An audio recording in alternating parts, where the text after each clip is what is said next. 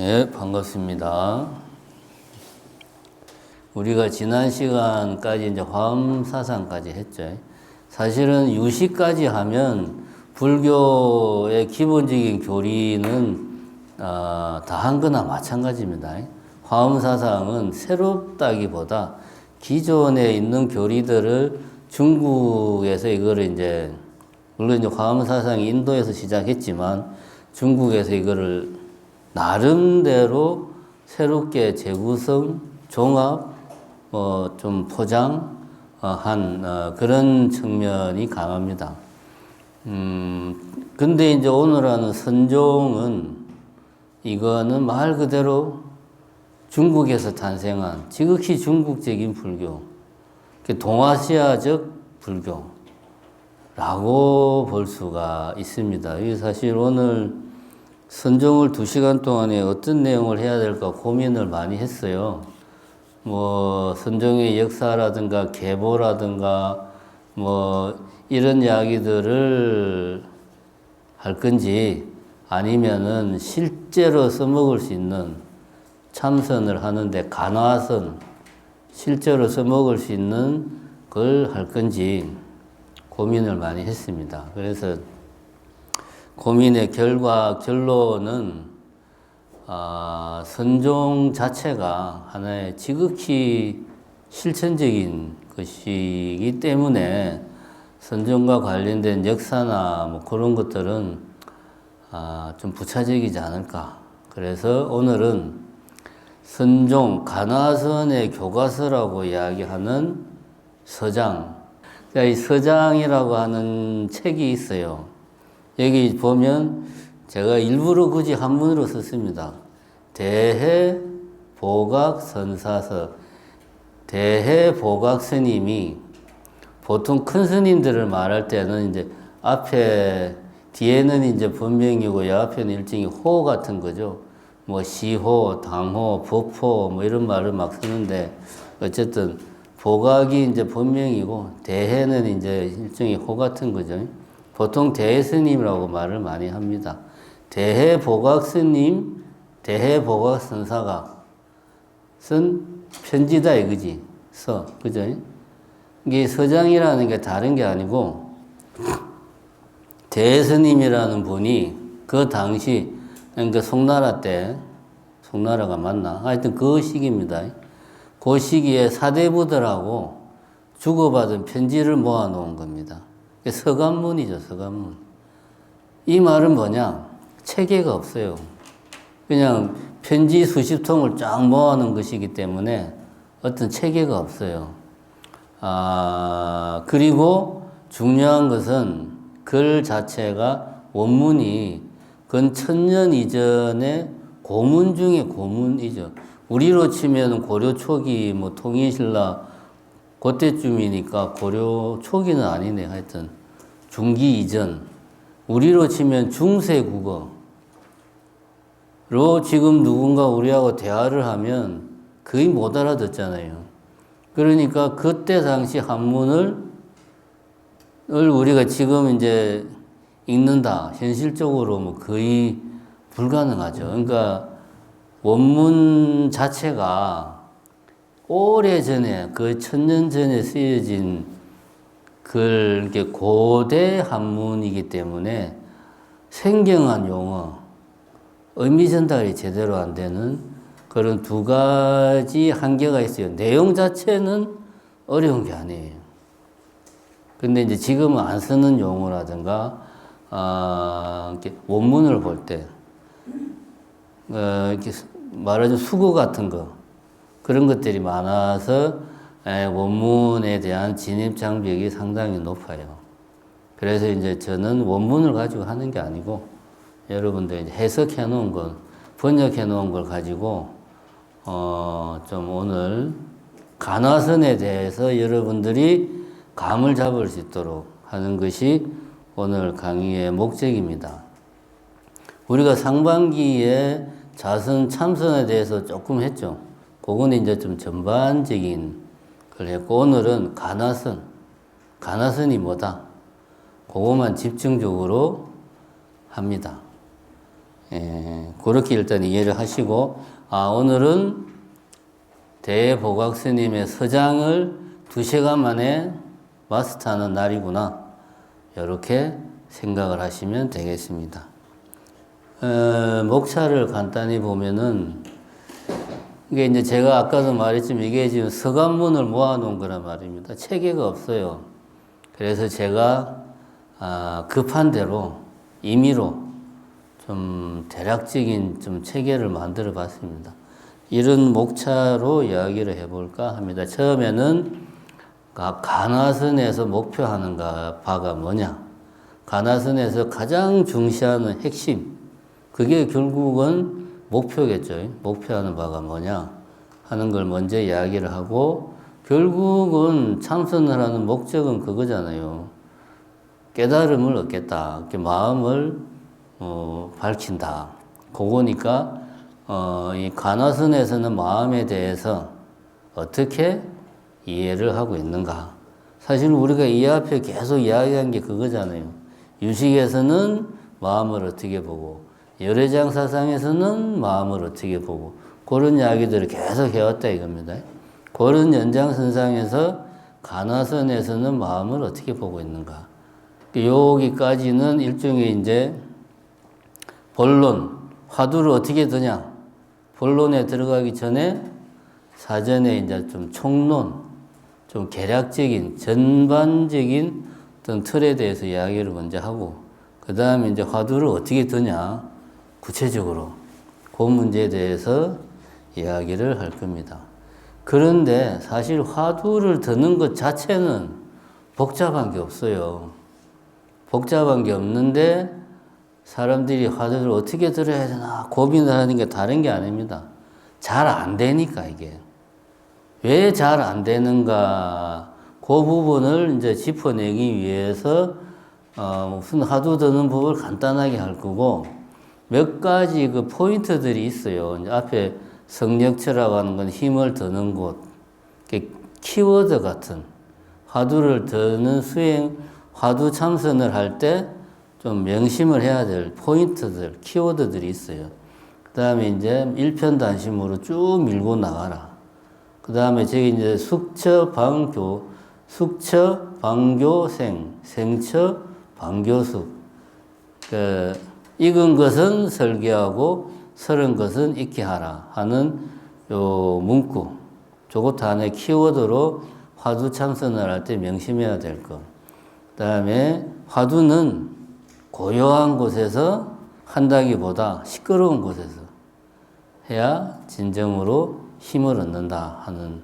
그 다음에 회광반조, 반조하는 것과 화두 드는 것은 어떤 관계가 있는가. 이런 키워드를 중심으로 해서 화두 드는 그 자체보다 어떻게 하면 화두를 내가 잘 들 수 있는가. 화두를 잘 들기 위해서 유념해야 될 게 뭔가, 피해야 될 함정이 뭔가, 장애물이 뭔가, 그런 것들을 좀 짚어보는 시간을 가지고, 사실 대스님의 서간문, 서장을 보면 묵조선에 대한 비판이 많이 나옵니다. 그래서 요것도 이제 많이 나오니까 묵조선을 왜 비판을 하는지 하는 이야기 좀 하고, 그 다음에 이제 처음 이 화두 참선을 시작하는 사람과 초심자와 어느 정도 공부가 된 사람 각각은 어떤 점을 유념을 해야 되는가 하는 거 짚어보고, 마지막으로 자기 스스로 공부를 어떻게 점검을 할 건가. 불교 수행에서 공부라고 말하는 것은 수행을 말하는 거예요. 이런 책 보고 공부하는 게 아니고 화두 참선, 공부를 어떻게 점검할 건가, 이런 순서로 한번 이야기를 해보고자 합니다. 다시 한 번 더 말하지만 서장은 서간문이기 때문에 체계가 없어요. 임의로 제가 이렇게 그냥 발췌를 해봤습니다. 발췌를. 지금부터 오늘은 나오는 문장들은 전부 다 서장에 있는 문장들을 그대로 제가 이제 조합을 짜깁기를 했습니다. 예. 제가 만든 문장들이 아니에요. 자, 첫 번째로 화두참선의 목표가 뭐냐? 이 서장에 보면 이런 말이 나옵니다. 물론 이제 원문인데 원문은 봐도 뭔 말인지 잘 몰라요. 직역을 해놓고 보면 뭔 말인지 잘 몰라. 그래서 이건 사실은 좀 의역이 많이 된 겁니다. 반야지의 물로 오염된 때를 씻어내고 스스로 청정하게 생활하면서 번뇌를 말끔하게 씻어내고 내가 계율을 잘 지키는 청정한 삶을 하는, 일단 요거는 뭐 화두 참선이든 뭐든 기본으로 해야 되는 거죠. 포인트는 요 부분이죠. 온갖 망념을 발밑에서부터 단칼에 두동강을 낸다. 망령이라는 것은 유식에서 말하는 육식을 말하는 거죠. 아니, 전오식, 다음에 제6식, 우리가 의식이라고 말하는, 굳이 말하면 그 부분이죠. 요 망령을 발밑에서부터, 사실 각하, 우리 이제 이런 말은 우리가 우리나라에서 불교에서 일상적으로 쓰는 말입니다. 각하 하면 그 앞에 무슨 말이 있죠? 각하라고 말을 쓰죠. 조고각하 들어본 적 있습니까? 조고각하. 이게 그냥 말뜻 그대로 하면은 조고, 비추어서 잘 살펴보라. 이게 어디를, 발밑을, 네 발밑을 비추어서 잘 살펴봐라. 화두참선이나 선종이나 이런 조사 어록에서 뭐 비춘다 이런 표현을 쓸 때는 뭐 이런 후라시로 비추고 불을 비춘다는 말이 아니고 눈에서 빛을 낸다고 생각을 하면 됩니다.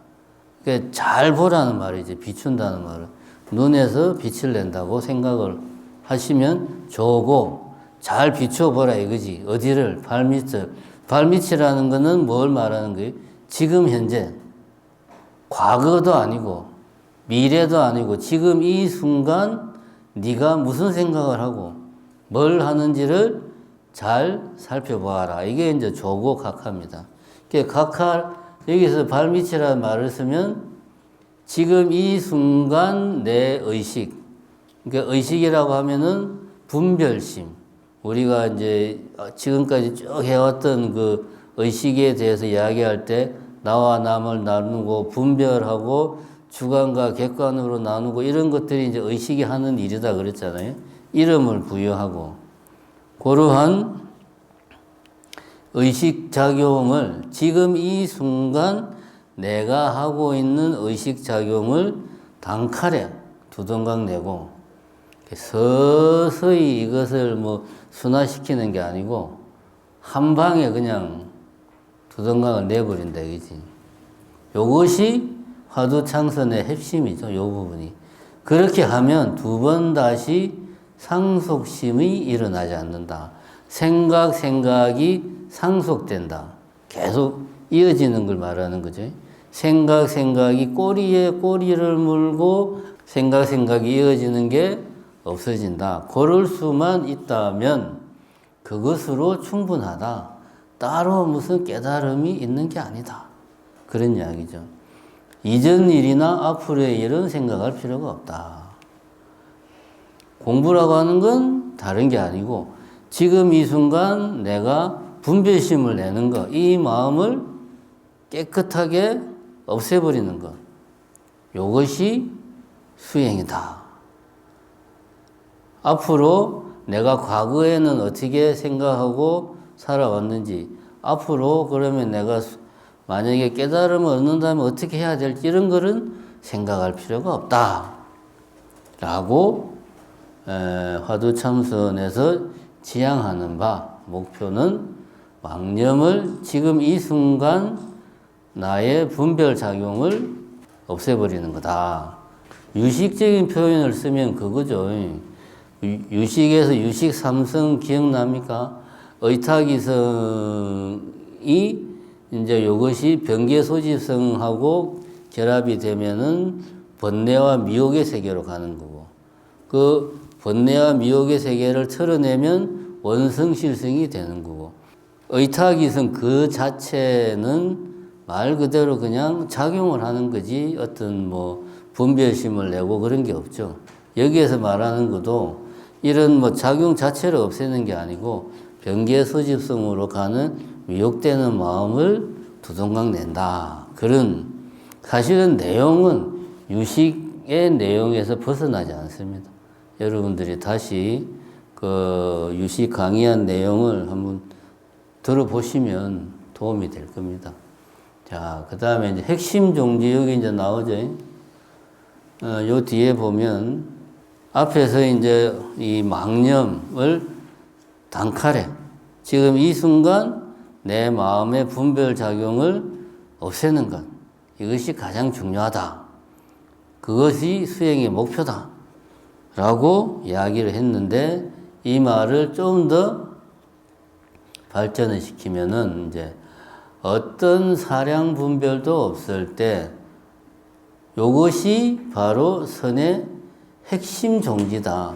참선, 가나선에서 가장 중시하는 것이 사량 분별도 없는 상태. 사량 분별이라는 것, 사자는 사고한다, 헤아린다, 생각한다.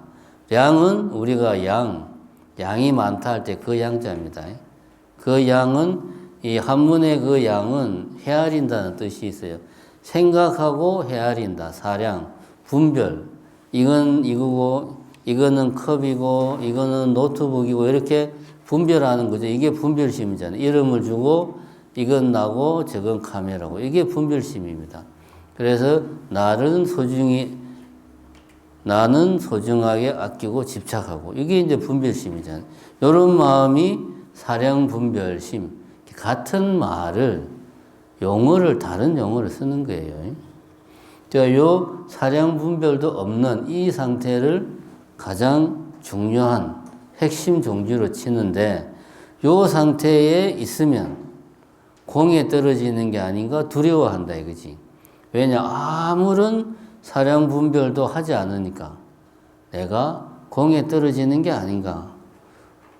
우리가 중간할 때 이런 이야기 많이 했죠. 중간할 때. 그 공에 떨어지는 걸 두려워한다. 비유를 들자면 배가 뒤집어지지도 않았는데 먼저 스스로 물에 뛰어드는 것과 같다. 아직 좀 파도가 치기는 해. 배는 뒤집어진 게 아닌데 질에 겁이 나서 배가 뒤집어질까 봐 물속으로 뛰어드는 거하고 똑같아. 사량 분별이 없을 때 이러다가 공에 떨어지는 게 아닌가 라는 생각은 마치 이런 비유를 생각하면 된다. 그 다음에 사량 분별이 없을 때 또 다른 한편으로는 이런 생각도 한다. 의도적인 마음으로 깨달음을 기다리거나 의도적인 마음으로 시기를 기다린다면 결코 깨달을 수 없다. 의도적인 마음이라는 게 뭡니까? 의식적으로 뭔가를 한다. 의식적으로라는 말은 유식에서 말하는 제6식, 의식의 작용을 말하는 거잖아요. 이게 지금 계속 이야기한 의식의 작용을 단박에 두동강 내는 게 가나선에서 제일 중시하는 건데 그런 의식의 작용을 내가지고 이렇게 하면 깨달을 수 있을까? 이 상태가 계속 이어지면 깨달음이 오겠지? 이런 생각도 하나의 분별심이다. 의식이 만들어내는 생각이다. 그것 자체가 이미 의식의 굴레에 빠져 있는 거다. 그런 이야기죠. 이런 생각을 하거나 아니면은 아무 생각을 안 하니까 이 상태로 계속 마음을 쉰다라는 표현을 쓰죠. 이런 표현이 많이 나오면 계속 이 상태를 유지해야 되겠다. 이런 생각을 한다 이거지. 그러면은 깨달음을 얻을 수가 없다. 그래서 이런 말이 나오는 거죠. 온갖 유를 비울지언정 물을 실체로 여기지 말라. 그러니까 어떤 사량 분별도 하지 않는 것 자체가 유무양극단에 빠지지 말라는 그런 이야기죠. 이게 이제 우리가 중간 이야기할 때 계속 이야기한 거 아닙니까?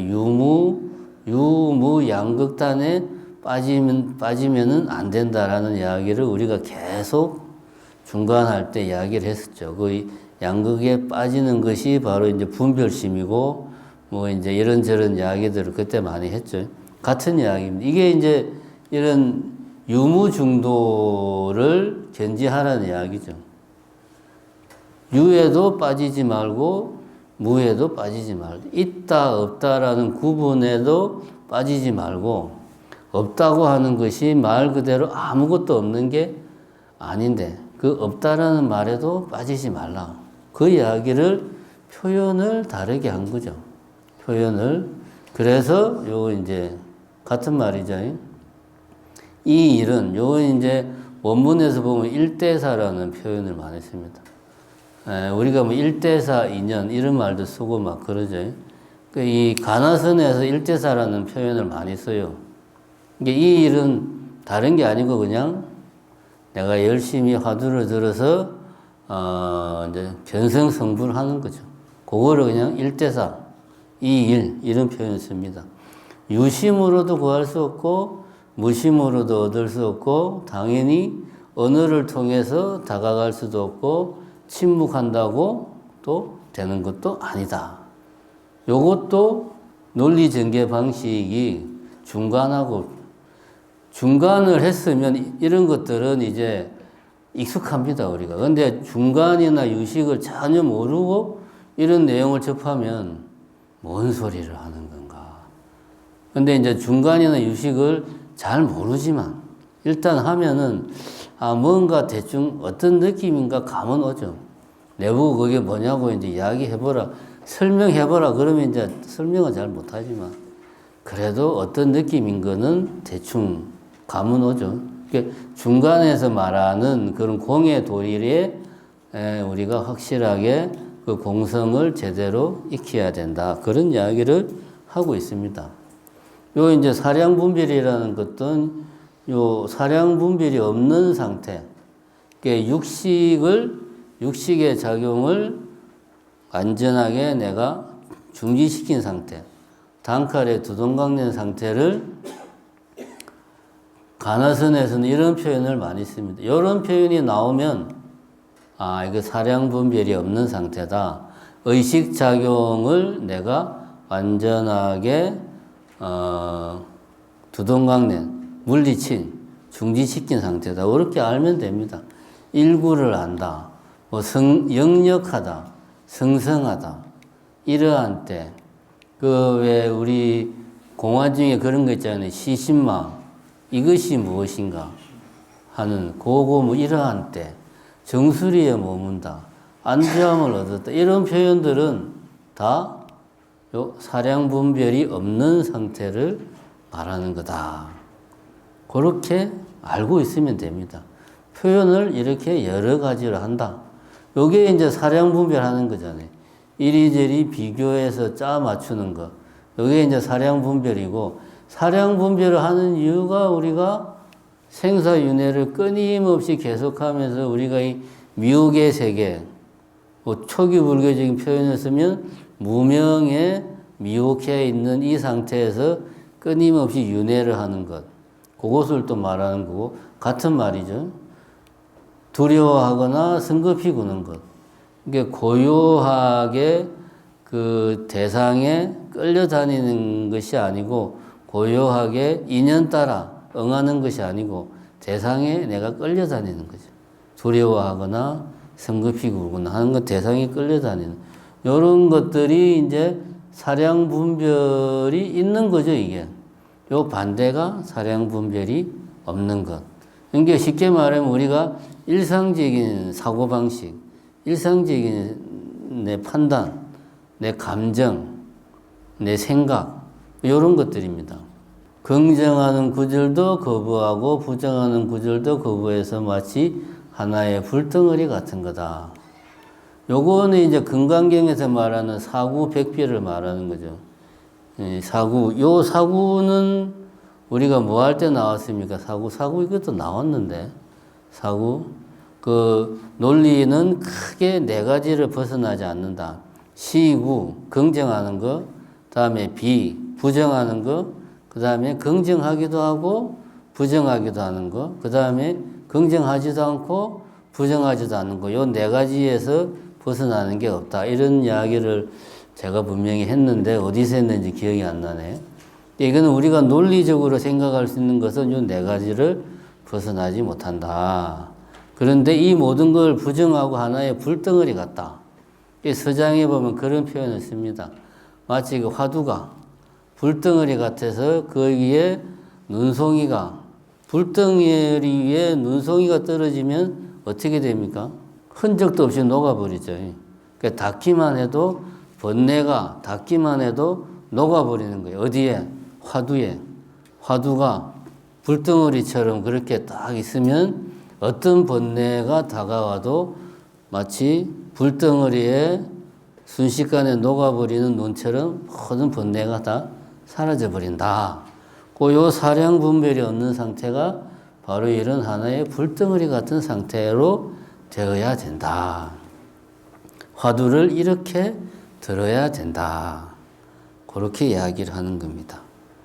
자, 이제 지금까지는 뭔가 좀 감을 잡는 거예요. 구체적인 거는 뒤에 이야기합니다. 자, 그러면 이제 가나선에서 마음을 어떻게 이해하느냐?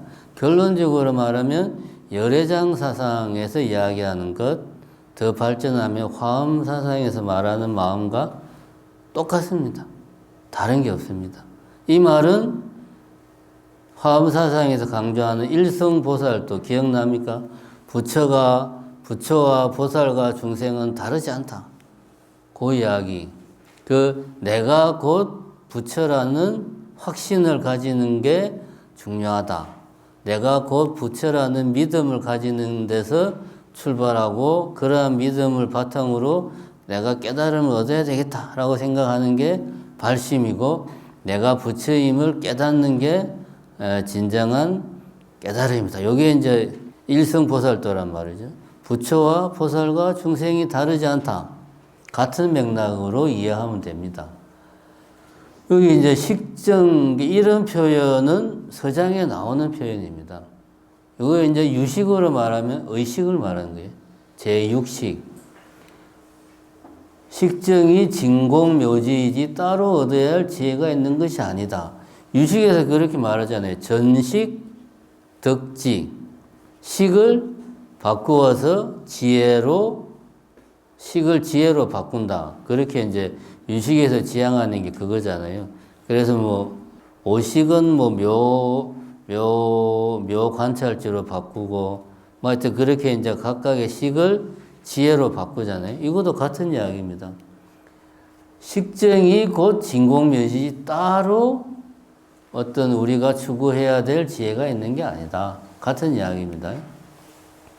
요 이야기는 읽어보면 생사, 나고 죽음, 범속함과 성스러움, 깨끗하고 더러움 등이 한 점도 덜러붙을 수 없다. 어디에?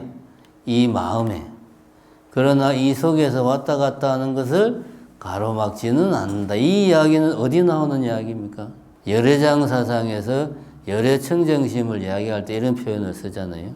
이게 이제 같은 이야기입니다. 전혀 다르지 않습니다. 그 다음에 요 이야기하고 요 밑에는 좀 더 구체적으로 표현한 거죠. 지각작용은 거울과도 같아서 물들지 않고 장애받지 않는다. 자성의 광명은 잠시도 쉬어본 적이 없고 옛부터 지금까지 변함이 없다. 다만 내가 이것을 요달 완전히 깨닫지 못해가지고 사물이 유식에서 말하는 저기에 대상이 실제로 있는 것으로 내가 착각하는 거다. 그 이야기죠, 이게. 보면. 만약 돌이켜 비출 수만 있다면 두 번째 사람은 없다. 이런 표현은 서장에만 나오는 표현이죠. 두 번째 사람. 이건 뭘 말하느냐. 이 몸을 내라고 생각하는 잘못된 생각. 이러한, 내가 있다는 집착을 이제 두 번째 사람. 요것에 반대되는 표현은 여기 나오죠. 구시인. 원래 그 사람, 옛날부터 있던 옛날부터 있던 그 사람을 다시 찾는 거야. 지금까지 이 몸이 내라고 생각했던 이거는 이제 두 번째 사랑, 잘못된 생각이고 원래부터 있던 내 자신을 찾는 거에 그게 바로 깨달음의 과정이야. 그런 이야기입니다. 그래서 이 표현 마음, 진공묘지, 자성, 본래 면목, 구시인 이런 게 다 서장에 나오는 표현입니다. 여기 다 같은 이야기다. 뭐 열애장사상으로 말하면 열애청정심을 말하는 거고 뭐 이제 같은 이야기다. 그다음에 이런 표현들은 우리가 좀 잘 새겨볼 필요가 있죠. 근기가 날카롭고 둔한 것은 사람에게 있지 마음에 있지 않다. 나는 근기가 스승하지 못해서 화두 참선은 내같이 근기가 하열한 낮은 사람은 할 게 못돼. 나는 기도 열심히 하고 연불 열심히 하는 게 내같이 근기가 하열한 사람한테는 맞는 거야. 뭐 예를 들면 이런 이야기는 우리가 본래부터 가지고 있는 본래 면목, 자성에는 그런 게 없다. 이 앞에서 말한 두 번째 사람, 분별심을 가지고 있는 내가 그렇게 생각할 뿐이다. 라는 이야기죠. 요거는 이제 화엄사상이잖아요. 마음은 삼세의 모든 부처와 한 몸으로 분리되어 있지 않다. 내가 곧 부처다. 이미 우리는 부처고 깨달아 있는데 그 사실을 모를 뿐이다. 요거는 화엄사상이죠. 그죠? 열애사상은, 열애장사상은 좀 다르죠. 열애장은 청정한데 번뇌가 이거를 덮고 있다. 객진번뇌. 근데 화엄사상은 그런 거 없다. 본래 이미 나는 깨달아 있고 이미 성불에 있는데 내만 그걸 모르는 거야. 내가 사실은 부처고 이미 나는 깨달았는데 내가 몰라서 이렇게 번뇌 속을 헤매고 있는 거야. 이게 화엄사상이죠. 부처와 중생과 보살이 다르지 않다. 그 이야기잖아요, 이게. 그러니까 나는 근기가 낮은 사람이야. 나는 근기가 뛰어나. 이런 생각. 근기가 날카롭고 둔하다. 그래서 나는 근기가 둔하니까 근기가 둔하다는데 집착해서 내 같은 사람은 화두참선보다는 열심히 기도하고 연불하는 게 맞아. 이런 생각이 뭡니까? 근기가 둔한 것에 집착하는 거죠. 내지는 근기가 둔함을 물러쳐버린 오로지 수행은 화두참선밖에 없어. 다른 거 필요 없어. 이렇게 이런 생각 취하고 버리고 근기가 날카롭고 둔하고 이런 것은 분별심에서 비롯된 것. 사람, 그 표현이 요겁니다. 사람에게 있지 마음에 있지 않다. 이런 표현은 인도에서 만들어진 경제는 이런 표현들이 안 나옵니다. 근데 중국으로 오면 중국 애들은 비유적이고 뭔가 문학적이고 중의적인 표현을 잘 써. 이런 사람에게 있지 마음에 있지 않다. 이게 무슨 말인가를 좀 우리가 생각을 해보면 사실은 어려운 말이 아닙니다. 요것도 역시 화엄사상하고 같은 맥락이죠. 청정한 만이보주가 진흙 속에 놓인 채 100년, 1000년을 지난다 해도 더럽혀지지 않는 것은 만이주의 본체가 청정하기 때문이다. 만이보주인 게 법의 구슬을 말하는 거예요. 법의 구슬. 법의 구슬이 진흙 속에 있으면 100년, 1000년 동안 있어도 이 법의 구슬은 더럽히 오염되지 않잖아요. 흘린 끝에 뭐가 묻어 있어도 닦아내고 나면 깨끗하잖아요. 그 말입니다. 마음도 마찬가지다. 이 마음은 본래 성불에 있어서 본질적으로 자유롭고 여실히 안락하다. 있는 그대로 안락하다는 것을 호련히 깨닫게 되면 이게 화엄에서 강조하는 내용이잖아요. 그죠? 그러면 갖가지 묘용, 작용 역시 외부로부터 오는 게 아니고 내가 배우고 하는 게 아니고 원래 네가 다 갖추고 있다. 그러니까 네가 내가 이렇게 공부를 하면 언젠가는 깨닫겠지. 수행을 내가 화두를 들면 언젠가는 깨닫겠지. 근데 내가 깨닫고 나면 본문을 해야 되는데 아는 게 없는데 이건 본문 공부를 따로 해야 되는 거 아닌가? 이런 생각할 필요 없다는 말이죠. 이게 묘용. 네가 깨달음을 얻으면 거기에 맞게 적합한 작용들이 나온다. 쓸데없는 걱정하지 마라. 깨닫고 나서 그런 생각하든가 말든가 해. 실제로 이게 그 이야기입니다. 이게 이제 그 서간문이거든요.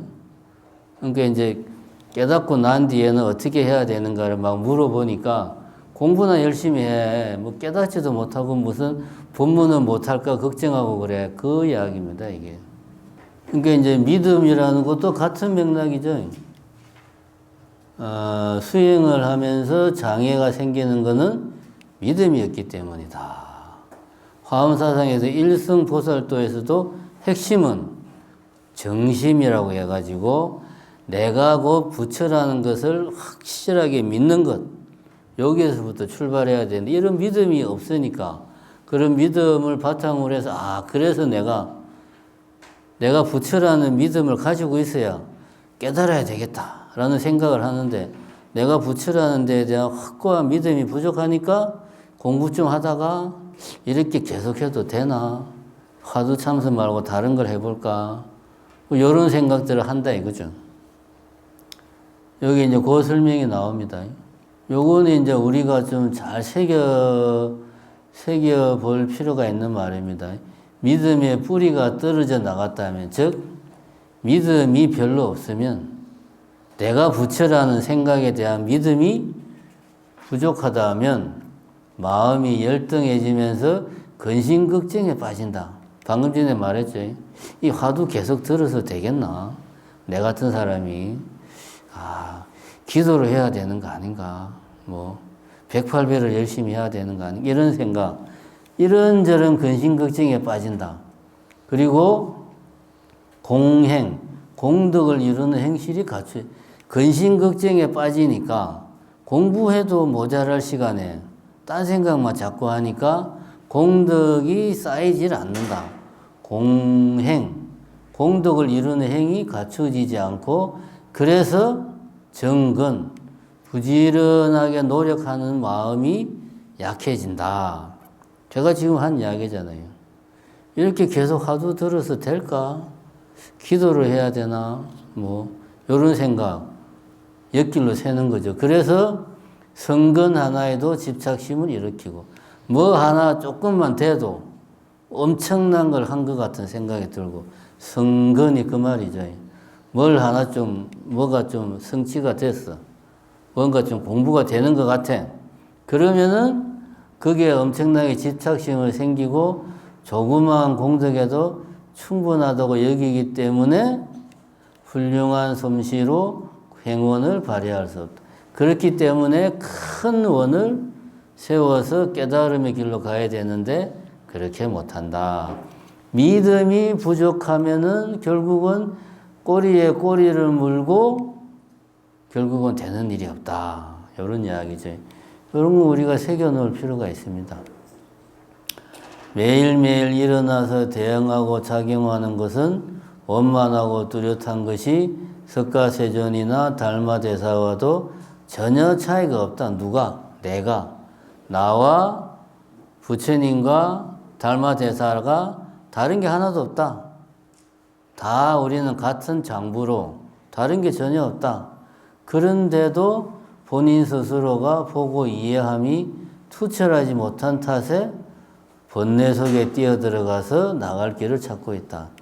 그러니까 내가 부처고 내가 조사인데 이거를 내가 제대로 이해를 못해가지고 이해를 투철하지 못해서 이 사실을 내가 정확하게 깨치고 있지 못하니까 믿음이 부족하니까 내가 온갖 분별 속에 뛰어들어가서 그 속에서 이 분별심을 어떻게 내가 빠져나갈까? 온갖 번뇌 속에 내가 들어가서 이 번뇌에서 어떻게 빠져나올까를 고민을 한다. 화엄사상 이야기입니다. 이게 화엄사상하고 다른 게 하나도 없습니다. 기본 바탕은 제가 화엄사상 이야기할 때 그 이야기 했죠. 선종이 기본 사상적인 바탕을 화엄 사상을 깔고 있다고 이런 생각을 기본으로 깔고 있습니다. 그러면 이제 실제로 그러면 화두 참선을 어떻게 하느냐? 이제 대표적인 화두가 뭐가 있어요? 화두하면 떠오르는 것. 에? 이먹고 또 여기 이제 서장에서는 무자 화두가 많이 나와요. 이먹고는 이것이 무엇인가? 그럼 요 앞에는 뭐든지 다 갖다 붙여도 됩니다. 지금 이렇게 강의를 하고 있는 이것이 무엇인가? 강의를 듣고 있는 이것이 무엇인가? 이 먹고는 쉽게 말하면 나는 무엇인가 그 말이에요. 쉽게 말하면 시신망. 그 앞에 그런 것들이 붙여서 생각하면 됩니다. 그 다음에 이제 그래서 이제 이 먹고 화두는 말 그대로 요 뒤에 나오지만 회광반조로 바로 이제 회광반조의 내용을 그냥 화두로 만든 게 이 먹고입니다. 지금 말하는 이것이 무엇인가? 나를 회광, 빛을 회, 돌이켜서 반조, 비추어 봐라. 무엇을? 나의 바깥이 아니고 밖으로 나가지 말고 밖으로 해서 네 자신을 돌이켜 봐라. 이게 회광 반조거든요. 이게 시신마 이 먹고 화두는 그거죠. 그 다음에 이제 무자 화두는 약간 다릅니다. 어느 스님이 조주 스님을 찾아와서 물었죠. 개에게도 불성이 있습니까? 이제 그 앞에는 이런 말이 있지. 뭐 시류 불성이라 모든 존재에는 다 불성이 있다고 하는데 그러면 이제 개같이 하천한 중생들에게도 불성이 있습니까? 라고 조주 스님에게 물어보니까 조주 스님이 답을 하기를 없다. 개는 불성이 없다. 라고 이제 답을 한 거죠. 여기서 그러면, 큰 스님이 개는 불성이 없다고 하니까 없는가 보다. 이러면 이거는 화두가 안 되죠. 화두가 될 수가 없죠. 없다고 하니까 없는가 보다. 그러고 그냥 끝나는 거지. 근데 그게 아니고 시류불성이라 모든 존재에는 다 불성이 있다고 하는데 어째서 개는 불성이 없다고 큰 스님이 이야기를 했을까? 큰 스님은 진리만을 말씀하시고 깨친 분인데 깨친 분이 어째서 개는 불성이 없다고 했을까? 어째서의 방점을 찍어야 돼요, 화두는.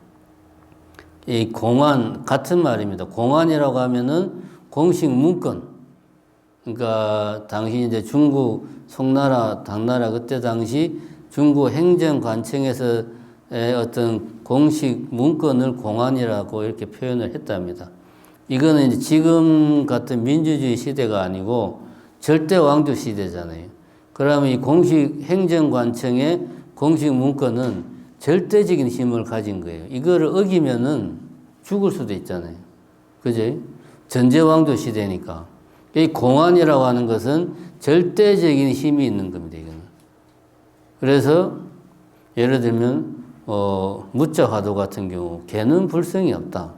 이것에 대해서 의문이 생기려면 시류불성이라고 했는데 모든 것은 다 불성이 있다고 분명히 부처님이 말씀하셨는데 어째서 개는 불성이 없다고 조주스님이 이야기했을까? 불성이 없다에 방점을 찍으면 안 돼요. 불성이 없다는 게 무슨 의미일까? 개가 하천한 동물이라서 불성이 없다고 한 걸까? 아니면 내 같은 중생이 좀 깨치라고 방편으로 그런 말을 한 걸까? 요렇게 생각을 하면 안 된다. 이게 뭡니까? 사량 분별하는 거죠. 이렇게 하면 안 되고 어째서 없다고 했을까? 왜라고 질문해도 왜라고 질문하면은 답이 있잖아요. 왜? 방편으로. 왜? 개는 하얘라니까. 왜라고 물으면 안 돼요. 어째서 조사 스님, 조주 스님은 어째서 나한테 이런 대답을 했을까? 하면 내가 그 속을 알 리가 없잖아요. 그게 답답한 거지. 요 답답한 상태, 요 상태가 되면 다른 잡생각이 안 든다 이거지. 그래서 앞에서 이야기했죠. 불덩어리 같다. 다른 잡생각이 들어올 틈이 없이 어째서라는 그 의문, 이 마음속에 가득 차 있으면 다른 잡생각이 마치 불덩어리에 떨어지는 눈송이처럼 다 녹아버린다 이거예요. 그래서 이걸 이제 의단이라고 그러지. 의심이 탁 뭉쳐있다. 요 상태를 지속시키는 거예요. 요 상태를, 의단. 자, 요 화두 드는 부분, 지금 말하는 이게 답니다. 그러니까 어떤 화두가 있다. 뭐 예를 들면, 부처가 무엇입니까? 물어보니까 대답하기를 말은 똥막땡이니라. 건식을. 똥막대기가 뭐냐? 요즘은 우리가 화장실에서 이를 볼 때 휴지로 뭐 닦는단 말입니다. 옛날에는 휴지가 없으니까 똥을 닦는 전용 막대기가 있었어요. 그거를 건식을 똥막대기라고 그랬어요. 부처가 무엇입니까? 물어보니까 말은 똥막대기니라. 이렇게 대답을 한 거야. 큰 스님이. 그러니까 어째서 똥막대기라고 했을까? 왜 똥막대기인가라고 물으면 내가 답을 만들 수가 있어. 이렇게 하면 안 돼.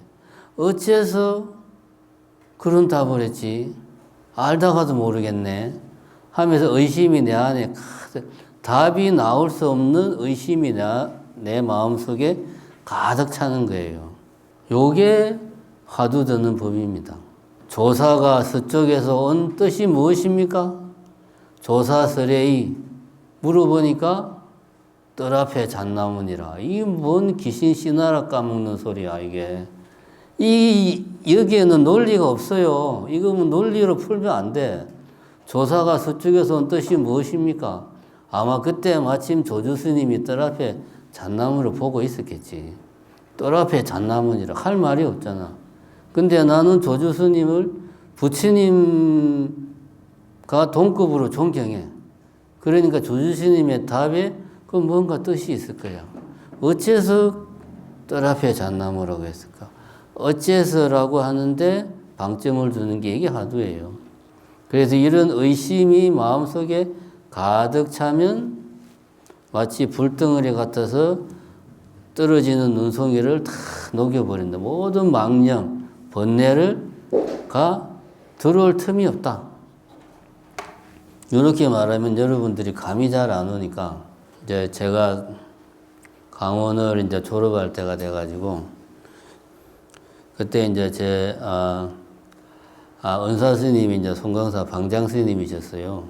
그냥 시자를 보고 있었는데 너 이제 졸업하고 뭐 할래? 이렇게 은사 스님이 계율 쪽에 이제 이 제일 큰 스님이라 좀 유론을 갔으면 하는 뭐 그런 저 선방 갈 건데요. 그러니까 상당히 실망한 표정으로 보다가 그래 그러면 뭐 서장이나 한 100번 읽으면 좀 뭔가 좀 그래도 좀 뭔가 마음에 잡히는 게 있겠지 뭐 그러시더라고. 그래가지고 선방 가려면 서장을 100번을 봐야 되는구나. 이제 100번은 못 보고 그때부터 이제 쫙 원문으로 이제 그때는 봤으니까 한 10번 정도 봤죠. 봤는데 뭔 소리인지 하나도 모르겠더라고. 분명히 2학년 때 서장을 배워요. 했는데도 4학년 때 다시 보니까 뭔 소리인지 모르겠더라고.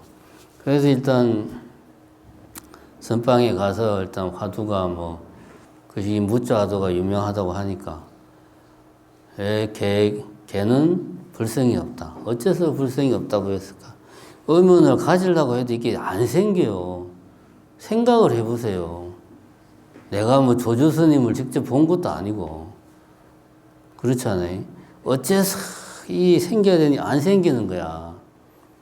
이제 한 번에 하여튼 선방에서 탁 앉아서 오만 잡단 망상을 탁 피다가 문득 이제 그것이 무자화두를 만든 조주 스님에 대해서 이제 혼자서 이런저런 생각을 하다가 조주스님 본명이 생각이 안 나는 거예요. 하필이면 그때 마음속으로 그 스님 본명이 뭐였지? 이게 너무 쉬운 건데 갑자기 생각이 안 나는 거예요. 뭐더라? 앉아가지고 계속 생각이 날 듯 말 듯 하는데 생각이 안 나. 얼마나 답답해요. 예를 들면 여러분들이 초등학교 동창 모임을 했어요. 동창 모임에 나갔는데 막 이야기하다가 그 자리에 안 나온 친구 한 명 이야기를 해. 그 친구의 그 친구의 얽힌 에피소드, 그 친구 말하는 습관, 외모, 다 기억이 나는데 이름이 생각 안 나는 거야. 아, 걔 있잖아. 걔 이런 거 막 했던 애 그때. 걔 있잖아. 이름이 생각이 안 나. 얼마나 답답해요. 입에서 나올 것 같은데 안 나와. 이게 엄청 어려운 게 아니고 아주 쉬운데 나올 것 같은데 안 나오는 거예요. 그럼 진짜 답답하죠, 그때. 다른 생각이 안 들지. 다른 잡념이 끼어들 틈이 없어요. 요런 상태를 말합니다. 화두를 드는 거는 요런 상태. 그러니까 내가 1시간 동안 앉아가지고 조주 스님이란 본명이 생각 안 나가지고 앉아서 그냥 용을 썼던 그때 이제 내가 깨달아서 화두는 이렇게 드는 거구나. 그게 이제 1시간 끝나고 나서 방선하고 도는데 생각이 나대. 그 조주 스님이 내가 생각이 안 나가지고 이 멍청한 놈. 화두는 그렇게 되는 거예요. 그러니까 이게 방법이 어려운 게 아닙니다. 의심이 잘 안 생겨서 그렇지. 그래서 의심이 안 생기니까 사람들이 이거를 이제 계속 마치 연불하듯이 외우는 식으로 하는 거로 생각하는 경우도 있는데 그건 아니에요. 그래서 화두는 어째서에 포인트를 꽝 때리면 됩니다. 어째서 없다고 했을까? 어째서 말은 똥막대기라고 했을까? 이렇게 지금 말로 하면은 잘 안 되는데 여러분들이 자꾸 습관적으로 어째서 그렇게 말했을까라는 이런 의문을 자꾸 습관적으로 떠올리면 어느 순간 되면 이게 좀 의문이 좀 자리가 잡힙니다. 계속 하다 보면 인내심을 가지고 그 이야기를 여기서 하는 거예요. 모든 것을 일시에 내리누르고 그 내리누른 곳에서 오로지 화두만 살펴라. 그러니까 지금 내가 내 마음속에 어떤 걱정, 근심, 분노, 짜증, 우울, 어떤 복잡한 일에 대한 생각 이런 것들이 막 있다고 하더라도 그런 것들을 다 내리누르고 화두만 살펴라. 억지로 하지 말고 자연스럽게 해라. 억지로 내가 지금 화두를 들어야 되는데 이런 쓸데없는 걱정을 하면 안 되지. 이렇게 생각하지 말고 화두만 들어라. 그 말이죠.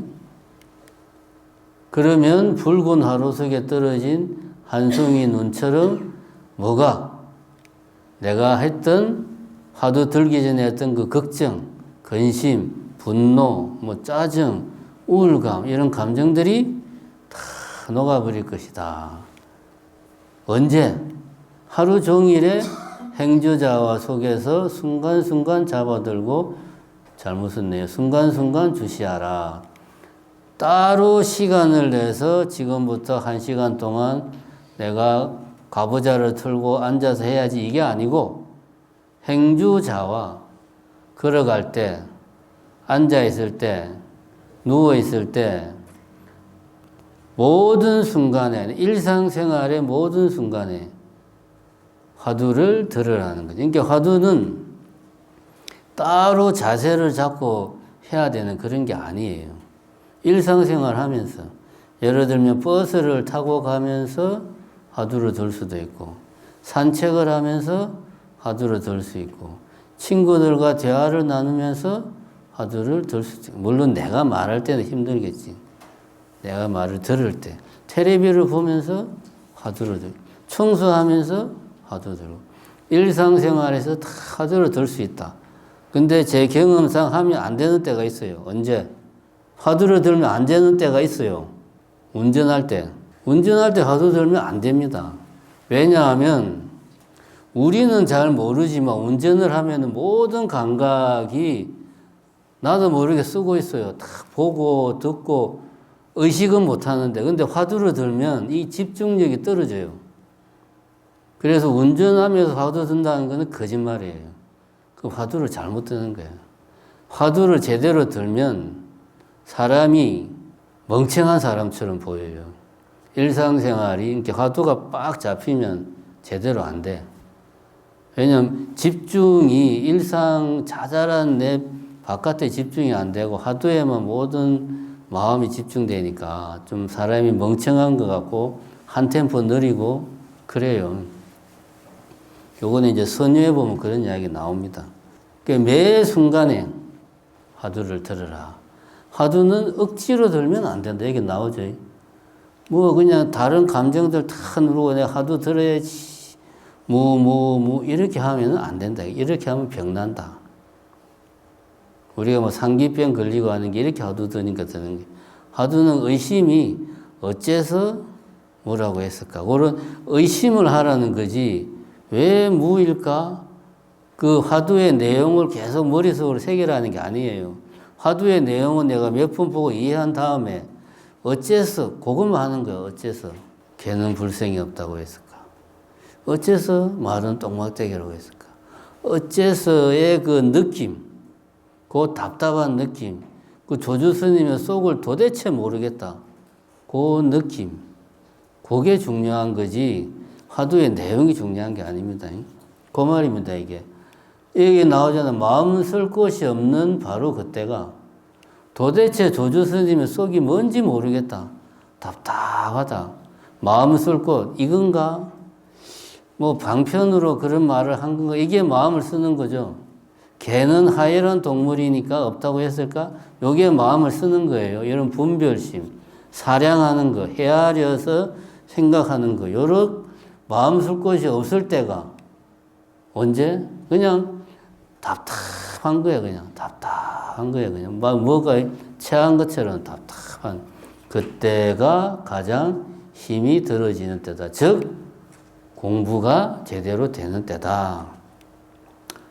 그렇게 해서 시절 인연에 딱 이르면 맞아떨어지면서 단숨에 타파될 것이다. 이것이 점점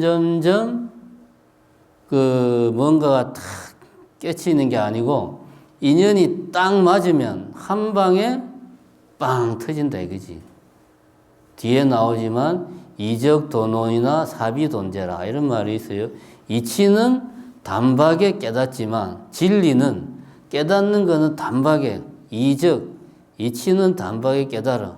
근데 그 이와사는 우리가 앞 시간에 이야기했지. 이는 본질적인 것, 어떤 진리, 이치, 사는 겉으로 드러난 현상, 실제 삶, 뭐 이런 것들이에요. 사람으로 치면 내 생활 방식, 사고, 습관, 뭐 라이프 스타일, 체질, 뭐 이런 게 사비돈제, 사는 한꺼번에 돈제, 단박에 제거되지 않는다.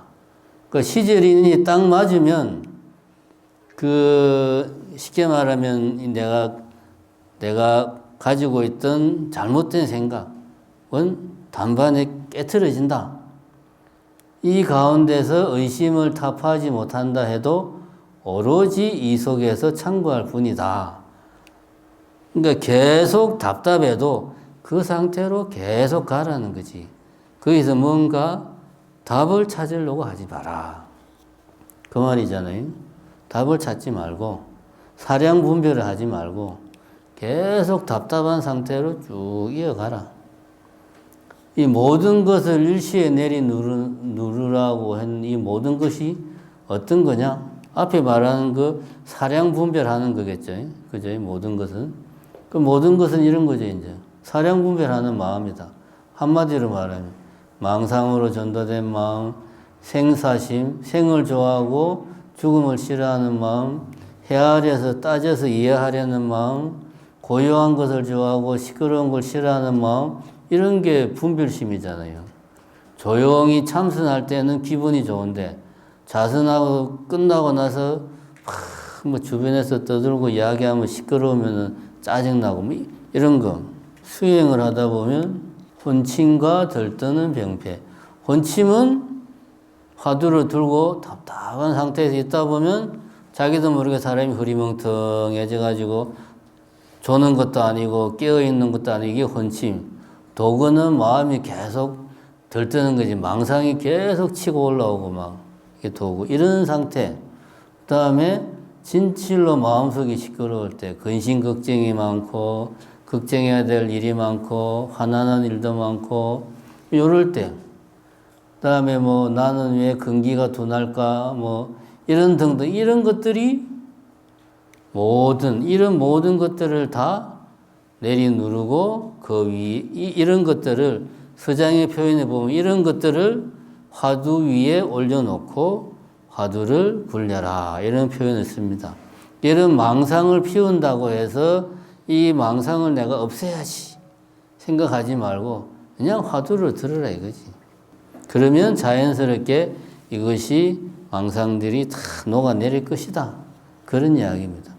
이런 것들이 다 화두를 들면 내가 이런 것들을 없애야지 하면서 화두를 드는 게 아니고 화두를 들면 이런 것들이 아까 말했죠. 붉은 불덩이에 떨어지는 눈송이처럼 다 녹아내릴 것이다. 화두를 제대로 들면 그 이야기죠. 그 다음에 이제 성력처라는 말은 이렇게 이제 내가 일상생활에서 지속적으로 화두를 들면 힘이 드는 걸 느낀다. 이때가 힘을 얻는 곳이다. 힘이 성력처, 힘이 들어지는 걸 힘들이지 않아도 화두가 잘 들릴 때 그때가 힘을 얻는 때다. 공부가 잘 되는 때다. 억지로 화두를 막 들라고 용을 쓰면은 아직은 공부가 자리를 안 잡은 상태죠.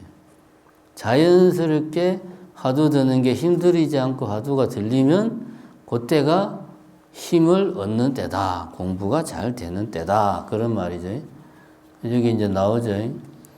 그래서 한번 내가 테스트를 해보면 돼. 마음속이 시끄러울 때, 걱정, 근심, 불안, 두려움, 분노, 짜증 이런 것들로 내 마음속이 시끄러울 때 한번 화두를 들어봐라. 화두가 잘 들리는가?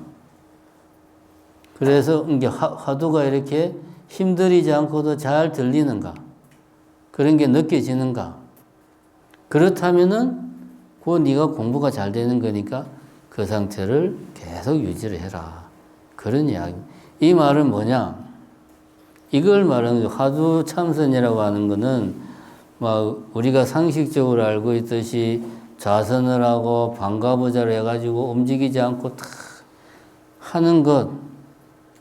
요거는 극히 일부분이다. 오히려 중요한 건 뭡니까? 이런 마음이 시끄러울 때. 그죠? 마음이 시끄러운 그 속에서 화두를 들어야 된다. 일상생활 하면서 밥 먹으면서 이야기하면서 텔레비 보면서 산책하면서 버스를 타고 가면서 이런 등등등 단 아까 말했죠. 운전할 때는 화두 들면 안 된다. 큰일 납니다. 운전할 때 나는 운전할 때 화두 들어도 아무 문제 없던데요. 화두를 잘못 드는 거예요. 실제로 그런 사람 봤어요. 자기는 운전하면서도 화두를 든대. 그래서 내가 속으로 아이고 참 제대로 될 수가 없어요. 그거는 일상생활에서 화두는 일상생활에서 드는 거다. 마음이 시끄러울 때 특히 화두를 들으라. 그때 힘을 오히려 얻을 수 있다. 그런 이야기입니다. 요 이야기는 이제 앞에 한 이야기죠. 공부가 좀 안 된다고 해서 딴 생각하지 말고 일편단심으로 계속 밀고 나가라. 힘이 안 붙는다. 화두가 이게 의단이 잘 안 생기거든요. 잘 안 생겨도 계속 하라는 이야기입니다. 하다 보면 아까 말한 성력처 그냥 힘이 힘들이지 않고도 화두가 들리는 때가 온다 이거지. 그러니까 계속 밀어붙여라. 회피할 수 없는 곳이 바로 공부하는 곳이다.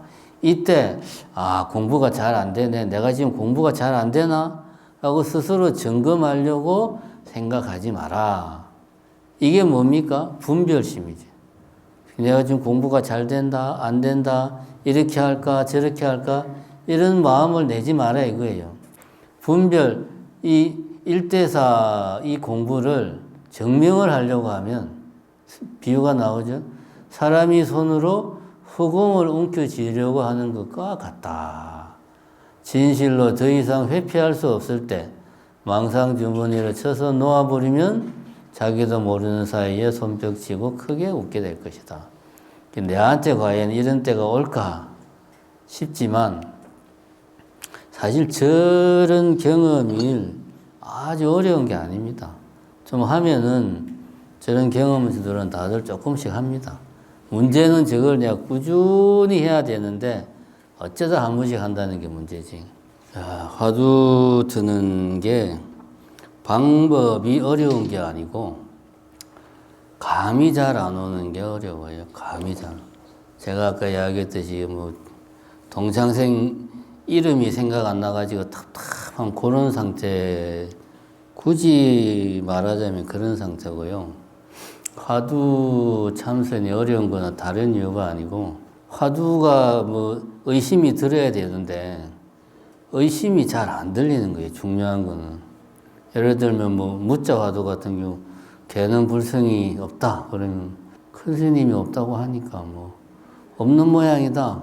아무리 생각해도 왜 없는지 모르겠는데 없겠지 뭐 이러고 그냥 끝나버리면 더 이상 할 게 없어요. 근데 뭐 예를 들면 이빠사나나 이런 수행을 할 때는 이제 관찰을 하잖아요. 뭐 내가 좌선을 한 상태에서 내 무릎의 느낌, 왼쪽 무릎, 오른쪽 무릎, 왼쪽 엉덩이, 오른쪽 엉덩이 딱 돌아가면서 느낌을 관찰하고 이렇게 하다 보면 이 뭔가 좀 관찰력도 더 커지고 뭐 이렇게 막 집중하다 보면 손이 뭐 사라지기도 하고 팔까지 사라지고 몸이 이제 뜨진 않았는데 분명히 내가 느끼기에는 몸이 떴어.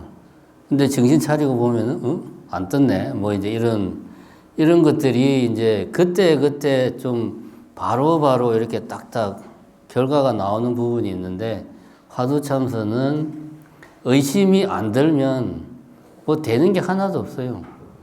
그러니까 이게 이제 좀 진척이 없으니까 답답한 거죠. 그리고 우리가 본인이 이거를 실제로 경험을 해봐야지 이런 거구나라는 거를 알 수가 있어요. 중국 불교를 대표하는 게 이제 크게 보면 뭐 천태, 화엄, 정토, 선종 뭐 이렇게 크게 보면 네 가지란 말입니다. 천태하고 화엄은 이제 교리 중심, 사상 중심이고 정토는 여러분들 아다시피 열심히 기도하는 실천적인 거. 선종은 지금 이야기하고 있죠. 다른 거 다 필요 없어. 교리 이런 거 다 필요 없고 오로지 공안 하나, 화두 하나 들고 그냥 일편단심으로 끝까지 밀고 나가는 거죠. 근데 요거를 제대로 하려면 사실은 뭐 화엄사상이나 열애장이나 유식 같은 이런 사상이 사실은 내가 배경에 깔려 있어야 됩니다. 그 다음에 해야지 제대로 할 수가 있는데 뭐 어쨌든 이 화두 공부는 천태나 화엄같이 교리 중심이 아니고 또 정토같이 구체적인 대상을 가지고 막 기도하는 것도 아니고 그래서 이게 어려운 거예요. 제 경험을 이야기를 하자면 제가 이게 20년도에 제가 이제 쓰러져 가지고 급성 심근경색으로 쓰러져서 병원에 한 3주 이제 있었죠. 병원에 3주 있을 때는 그때는 체력이 극도로 떨어진 상태라서 그냥 깨어있거나 자거나 둘 중 하나였어요, 진짜. 기껏 생각하는 게 오늘은 산책을 오후에 할 수 있을까. 그때가 겨울이어서 산책하는 타임이 오후에 이제 햇볕 따뜻할 때, 요때 잠깐 할 수 있었거든요.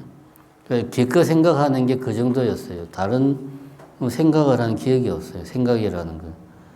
그러니까 그때 한 3주 정도 지나고 나서 이제 퇴원을 했어요.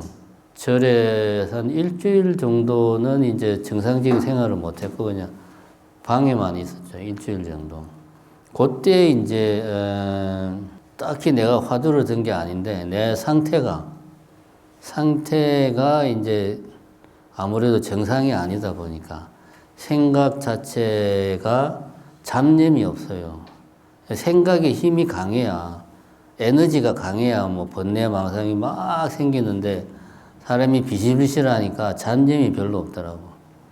그래서 그때 이제 굳이 어떤 경험을 했냐 하면은, 그러니까 오전 내내 그냥 의자에 가만 앉아 있었어요. 이게 기운이 없으니까 사람이. 자는 듯 마는 듯 있는데 시간이 너무 잘 가. 뭐 특별히 뭐 망상을 핀 것도 아닌데. 그러니까 그때 내 느낌으로는 시간이 정지한 것 같다는, 시간이 너무 잘 가니까 한 곳도 없는데 점심이고 한 곳도 없는데 저녁이고 시간이 정지한 것 같다.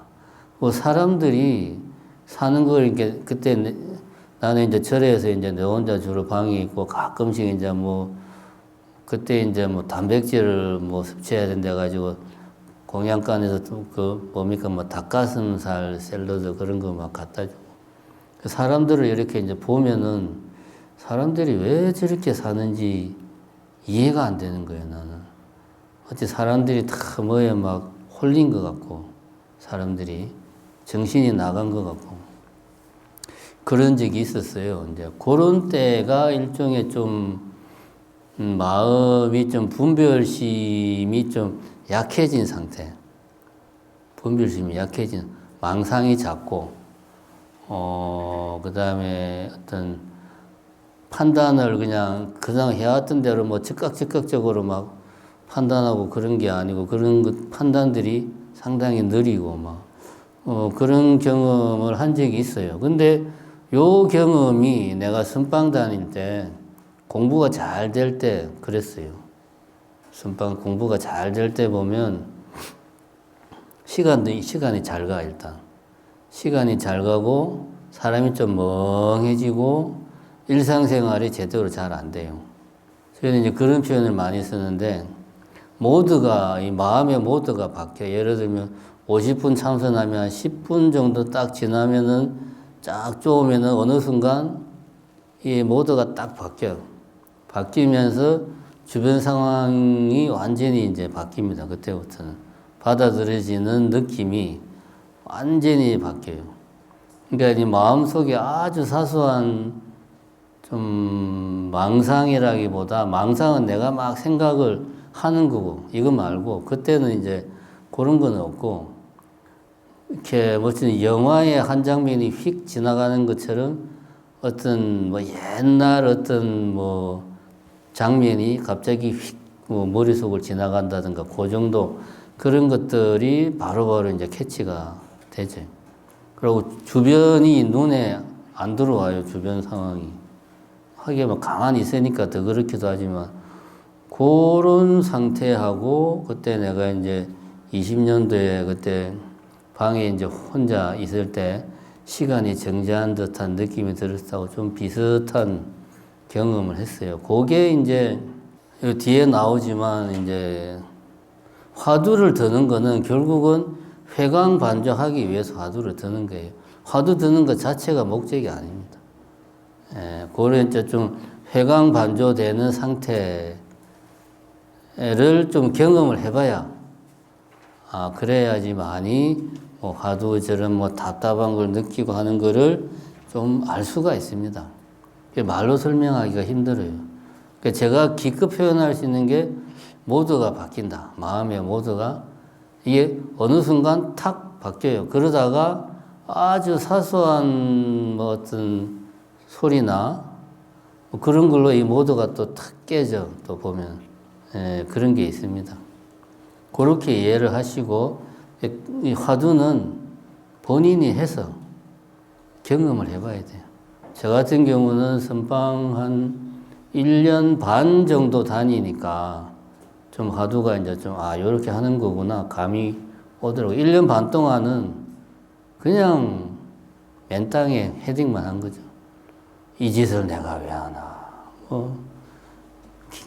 기도를 할까. 이런 생각도 하고, 온갖 그냥 톡으로 갖다가 지었다가 뜯었다가 마음속으로 이제 송강사 8차 불사를 했다가 송강사 9차 불사를 혼자서 했다가 그냥 1년 반 동안은 그렇게 이제 살다가 어느 순간 되더라고요. 이게. 그래서 제가 내 혼자 송강사 9차 불사도 다 한 사람이요. 어쨌든, 일편단심으로, 요 말은 이제 뭐냐 하면, 왜 화두 드는 게 어려우냐. 중생세계의 일은 우리가 습관적으로 익혀왔다 이거지. 배가 고프면 밥을 먹고 잠이 오면 잠을 자고 아름다운 여인을 보면 눈이 돌아가고 이거는 누가 가르쳐 준 게 아니에요. 그냥 본능적으로 그렇게 돼. 습관적으로. 그래서 이런 것들이 우리가 이제 우리한테 익숙한 것들이에요. 그런데 봤냐? 이 지혜를 배우는 마음, 깨달음으로 가는 길은 우리가 습관적으로 해왔던, 본능적으로 해왔던 거하고는 위배되는 거다. 위배되는 거다.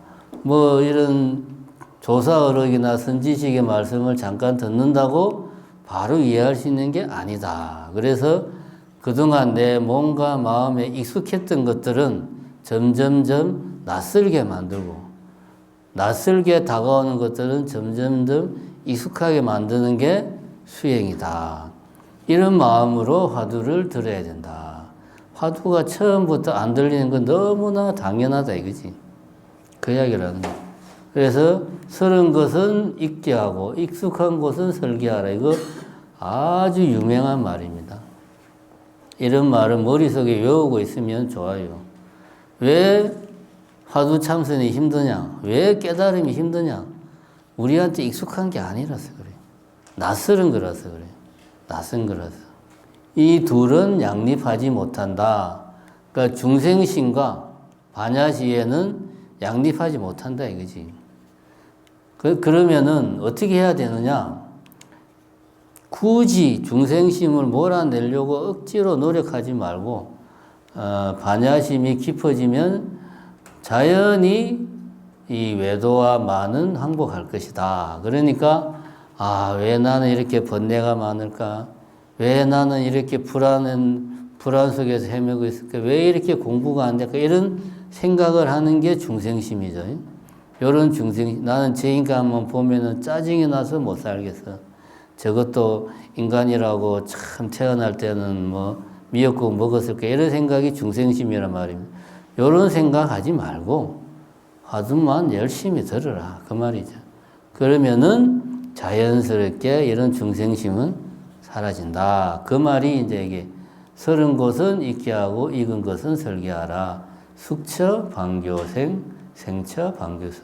요 말은 어려우니까 이걸로 이해하면 됩니다. 낯선 이 서른 것은 잊게 하고 익은 것은 설계하라. 이거는 머릿속에 입력을 해놓으면 좋습니다. 자, 지금까지 이야기한 것과 같은 맥락이죠. 화두 참선은 특히 대스님이 강조하는 게 그겁니다. 앉아서 그냥 용맹정진하는 게 중요한 게 아니고 시끄러운 곳에서 일상생활에서 평상시 생활하는 중에 화두를 들어라. 번뇌가 치성한 그 속에서 화두를 들어야 공부가 제대로 된다. 그게 이제 시끄러운 곳이 그 말입니다. 평상시에 예를 들면은 고요한 곳에서 뭐 선방에서 좌선을 하고 하는 것들은 그게 이제 평상시에 마음을 고요하게 유지하는 거지. 이거는 시끄러운 곳에서도 쓰기 위함이다. 시끄러운 곳에서 힘을 얻지 못하면 고요함 속에서 공부를 하지 않은 것과 마찬가지다. 고요한 곳은 쉽게 말하면은 어떤 번뇌의 조건이 거의 없는 상태인 거죠. 쉽게 말하면 온실 속에서 꽃이 잘 핀다고 해서 그 꽃이 건강한 게 아니라는 거지. 자연 속에서, 더 넓은 자연 속에서 잘 자라야지 이게 건강한 꽃이다. 그런 말이죠. 그래서 얘가 이 꽃을 잘 자라게 하기 위해서 평생 이 꽃을 온실 속에서 애지중지 모시는 게 올바른 게 아니다. 괜히 시간 내서 앉아서 막 몇 시간씩 자선하고 하는 게 중요한 게 아니고, 이걸 하는 거는 평상시에 일상생활을 할 때 내가 화두를 잘 들게 하기 위한 일종의 좀 준비 과정의 의미를 가지는 거다. 그렇게 이해를 하면 된다 이거죠. 그래서 진정한 정멸의 현전을 바란다면 반드시 치열한 생멸 속에서 호련히 한번 뛰쳐서 벗어나야 한다.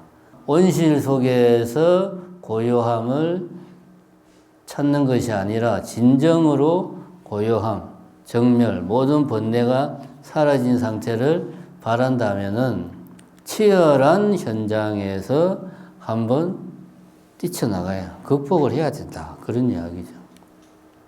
이런 이야기, 이제 같은 이야기죠. 사물과 대응할 때 마음다리가 편안한가. 그러니까 어떤 모든 마음은 인연 따라 생기는 거라고 그랬잖아요. 마음은 이제 대상의 의지에서 생기는 거니까. 뭔가를 보고 듣고 거기에 대한 내가 어떤 마음을 다 일으키는 거다 이거지. 그런 것들이 이런 사물과 대응할 때 편안한가? 편안하지 못하다면은 고요함을 주로하는 공부가 힘을 얻지 못한 거다. 그러니까 따로 시간을 내서 고요한 곳에서 좌선을 하는 것이 왜 하느냐? 일상생활에서 부딪히는 온갖 경계들에 내가 마음이 흔들리지 않게 하기 위해서, 그런 어떤 힘을 얻기 위해서 고요한 곳에서 수행을 하는 거다. 이것이 목적이 아니다. 그 이야기죠. 진짜 공부는 여기서 하는 거다. 진짜 공부는. 요 진짜 공부를 하려면 기초 체력이 돼야 되니까 고요한 곳에서 기초 체력을 만드는 거다. 그런 이야기죠. 그렇게 이해를 하면 됩니다. 그래서 이제 결국은 회광반조를 통해서 우리가 깨달음으로 가가지고 이제 화엄사상의 표현에 빌리면 내가 본래 부처임을 확실하게 깨닫는, 그 다음에 초기 불교식으로 말하면 무명을 완전히 타파하는 건데, 그게 이제 결국은 이제 회광반조로 가야 됩니다. 화두를 하는 경우도 뒤에 그런 이야기 나옵니다. 답답한 그 상태에서 이 상태가 이제 잘 유지가 되면 이 화두를 드는 이놈이 누구인가라고 회광반조를 해야 돼요. 결국은 그걸 하자면은 화두가 지가 알아서 자동적으로 쫙 유지가 돼야 돼요. 의단이. 요거보다 더 쉬운 게 연불선입니다. 연불을, 그래서 이제 저는 오히려 가다선이 힘든 사람들은 연불선을 좀 해가지고 어느 정도 경험을 하면은 가나선을 하는데 장벽이 좀 낮아집니다. 연불선이 다른 게 아니에요. 내가 예를 들면 뭐 나무아미탑을 연불을 한다. 나무아미탑을 하다가 이게 이제 내가 다른 잡념이 없이 나무아미탑을 연불에만 쫙 집중을 하면, 그러니까 내 입은 자동적으로 나무아미탑을 해. 그러다가 어느 순간 도대체 이 나무아미탑을 하는 이놈이 뭔가라고 회광반조, 내 자신을 돌이켜서 관찰하는 거지. 바깥으로 향하는 모든 마음을 안으로, 회광, 빛을 돌이켜서, 빛을 밖으로 해서 돌이켜 비춘다. 반조, 내 자신을 비춘다. 이렇게 하면 분별심이 완전히 타파됐다. 핵심은 회광반조죠. 회광반조. 연불선이 상대적으로 더 쉽습니다. 화두 드는 것보다 집중력은 좀 떨어지지만, 이런 거구나. 연불이 익숙해지면 연불하는 자기 자신이 낯설게 느껴지고 어색하게 느껴지고, 그런 자기 자신을 관찰하게 되는 게 용이해집니다. 그게 이제 연불선. 가나선은 연불 대신에 의단이 쭉 이어지는 거죠. 그래서 이 의심을 가지는 이놈이 도대체 누구냐. 이목고 화두는 그것 자체가 바로 회광반조를 하는 거죠. 이목고, 지금 이야기하고 있는 이놈이 누구인가. 요거를 말로 이렇게 하는 게 아니고 느낌으로, 논리적으로 말하는 이놈이 누구지라고 논리적으로 생각하면 안 돼요. 느낌으로 그냥. 뭔가 어떤 내 자신이 낯설게 느껴지고 남같이 느껴지고 도대체 이게 뭐지? 이런 느낌으로 자신을 돌아봐야 됩니다. 논리적으로 보는 게 아니에요. 이것도 경험을 하면 무슨 말인지 압니다. 제가 이런 이야기를 강의하면서 여러 번 했어요. 기억날지 모르겠지만 마치 현실이 영화처럼 느껴지고 이렇게 어떤 세상과 내가 그냥 이렇게 완전히 좀 내가 마치 현실감이 없고 무슨 영화 속에 있는 듯한 느낌이 들고 막 이런 느낌이 들면서 도대체 이게 어떤 상황이지 하면서 내 자신, 그 현실에 대해서 현실감이 없어지니까 자연히 내 자신에게로 관심이 돌아오는 거죠. 이런 표현은 제가 몇 번 한 것 같은데 이게 회광반조하는 느낌이에요. 요걸 제가 백날 말로 해도 논리로 설명 안 됩니다. 여러분들이 직접 경험을 해보시면 됩니다. 수행을 말로 다 이렇게 수업 시간에 들어서 수행을 하겠다. 이거는 이제 날로 배우는 거죠. 여러분들이 경험을 해야 됩니다. 이런 건. 이것까지는 경험을 해야 돼. 여기 나오죠. 생각에 끄달리지도 말고 그 어떤 불안해하는 마음, 걱정하는 마음, 화나는 마음, 또 혼자서 이런저런 공상하는 거 이게 생각에 끄달리는 거예요. 내가 생각을 다스리지를 못하잖아. 그 다음에 품고 있는 마음을 잊지도 말라. 품고 있는 마음이 뭡니까? 예를 들면 화두. 어째서 뭐라고 했을까? 어째서 이거를 잊으면 안 되지. 잊으면 마음은 또 지 마음대로 오늘 저녁은 뭐 먹을까? 커피를 한 잔 더 마실까? 요게 이제 생각이 끄달리는 거죠. 그래서 화두를 이제 이런 표현 쓰죠. 이독, 제독. 독으로서 독을 다스린다. 앞에 말한 독은 뭐죠? 뒤에 말한 독은 번뇌망상, 분별력. 이 분별심을 화두라는 분별심으로서 다 퉁쳐버린다 이거지. 하나의 그 망상으로. 이독, 제독 이런 표현을 씁니다. 화두를. 서장에는 안 나오는 말이고 문득 일어남이 병이요 상속되지 않는 것이 약이다. 생각이 일어나는 것은 자연스러운 현상이다. 그런데 내가 그거를 알아차리지 못하는 것이 문제다. 알아차리지 못하면 그게 계속 생각이 이어지거든. 그러니까 생각이 일어나는 것은 우리 중생들의 마음이 원래 그래. 병이야. 근데 이것이 계속 이어지지 않으면 약이야. 근데 내가 이거를 생각이 일어나는 거를 내가 제대로 알아차리지 못해. 그러면 계속 생각 이어져. 상속이 돼. 그래서 생각이 일어나는 것 자체를 두려워하지 말고 깨달음이 더딘 것을 두려워해라. 생각이 일어나는 것은 중생들의 마음은 당연한 거다. 오히려 중요한 그거를 내가 상속되지 않도록 그때 알아차리느냐 이게 중요하다. 이게 이제 회광반조하라는 이야기죠. 예, 올바른 화두를 들 때는 능히 화두 드는 자를 돌이켜보라. 이 속에 이르러서는 털끝만한 차이도 용납 쭉쭉쭉 뭐 하여튼 어쨌든 화두를 왜 드느냐? 하나의 생각으로 마음이 모아진다. 그게 이제 우리가 생각이라고 말을 하니까 자꾸 우리가 이렇게 논리적인 어떤 생각을 떠올리는데 그게 아닙니다. 답답한 느낌. 이것도 마음의 작용이잖아요. 그죠? 그 하나에 딱 그 어떤 답답한 느낌으로 모아질 때 이 답답해하는 이것이 무엇인가 라고 회광반조를 하는 거죠. 그러면은 이것이 익어지면 언젠가는 타파된다. 그렇게 이야기를 하는 겁니다. 화두 자체가 목적이 아니다 라는 이야기죠. 궁극적으로 본래 면목, 내 자신을 알기 위해서는 회광반조해야 된다. 그 회광반조하는 관문은 여러 가지가 있다. 윗바사나 수행을 할 수도 있고, 아까 말한 연불선을 할 수도 있고, 화두를 들 수도 있고, 뭐 길은 여러 가지 있습니다. 자, 요거는 이제 시간 관계상 생략합시다. 묵조선은 말 그대로 이제 고요하게 관해라. 그것만 강조하는 방편을 목적으로 착각하는 그런 케이스다.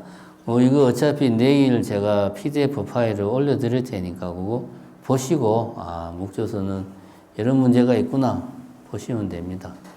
자, 그러면 이제 초심자들, 우리 같은 사람들, 여기서 말하는 초심자는 그러니까 우리 같은 사람들 말이에요.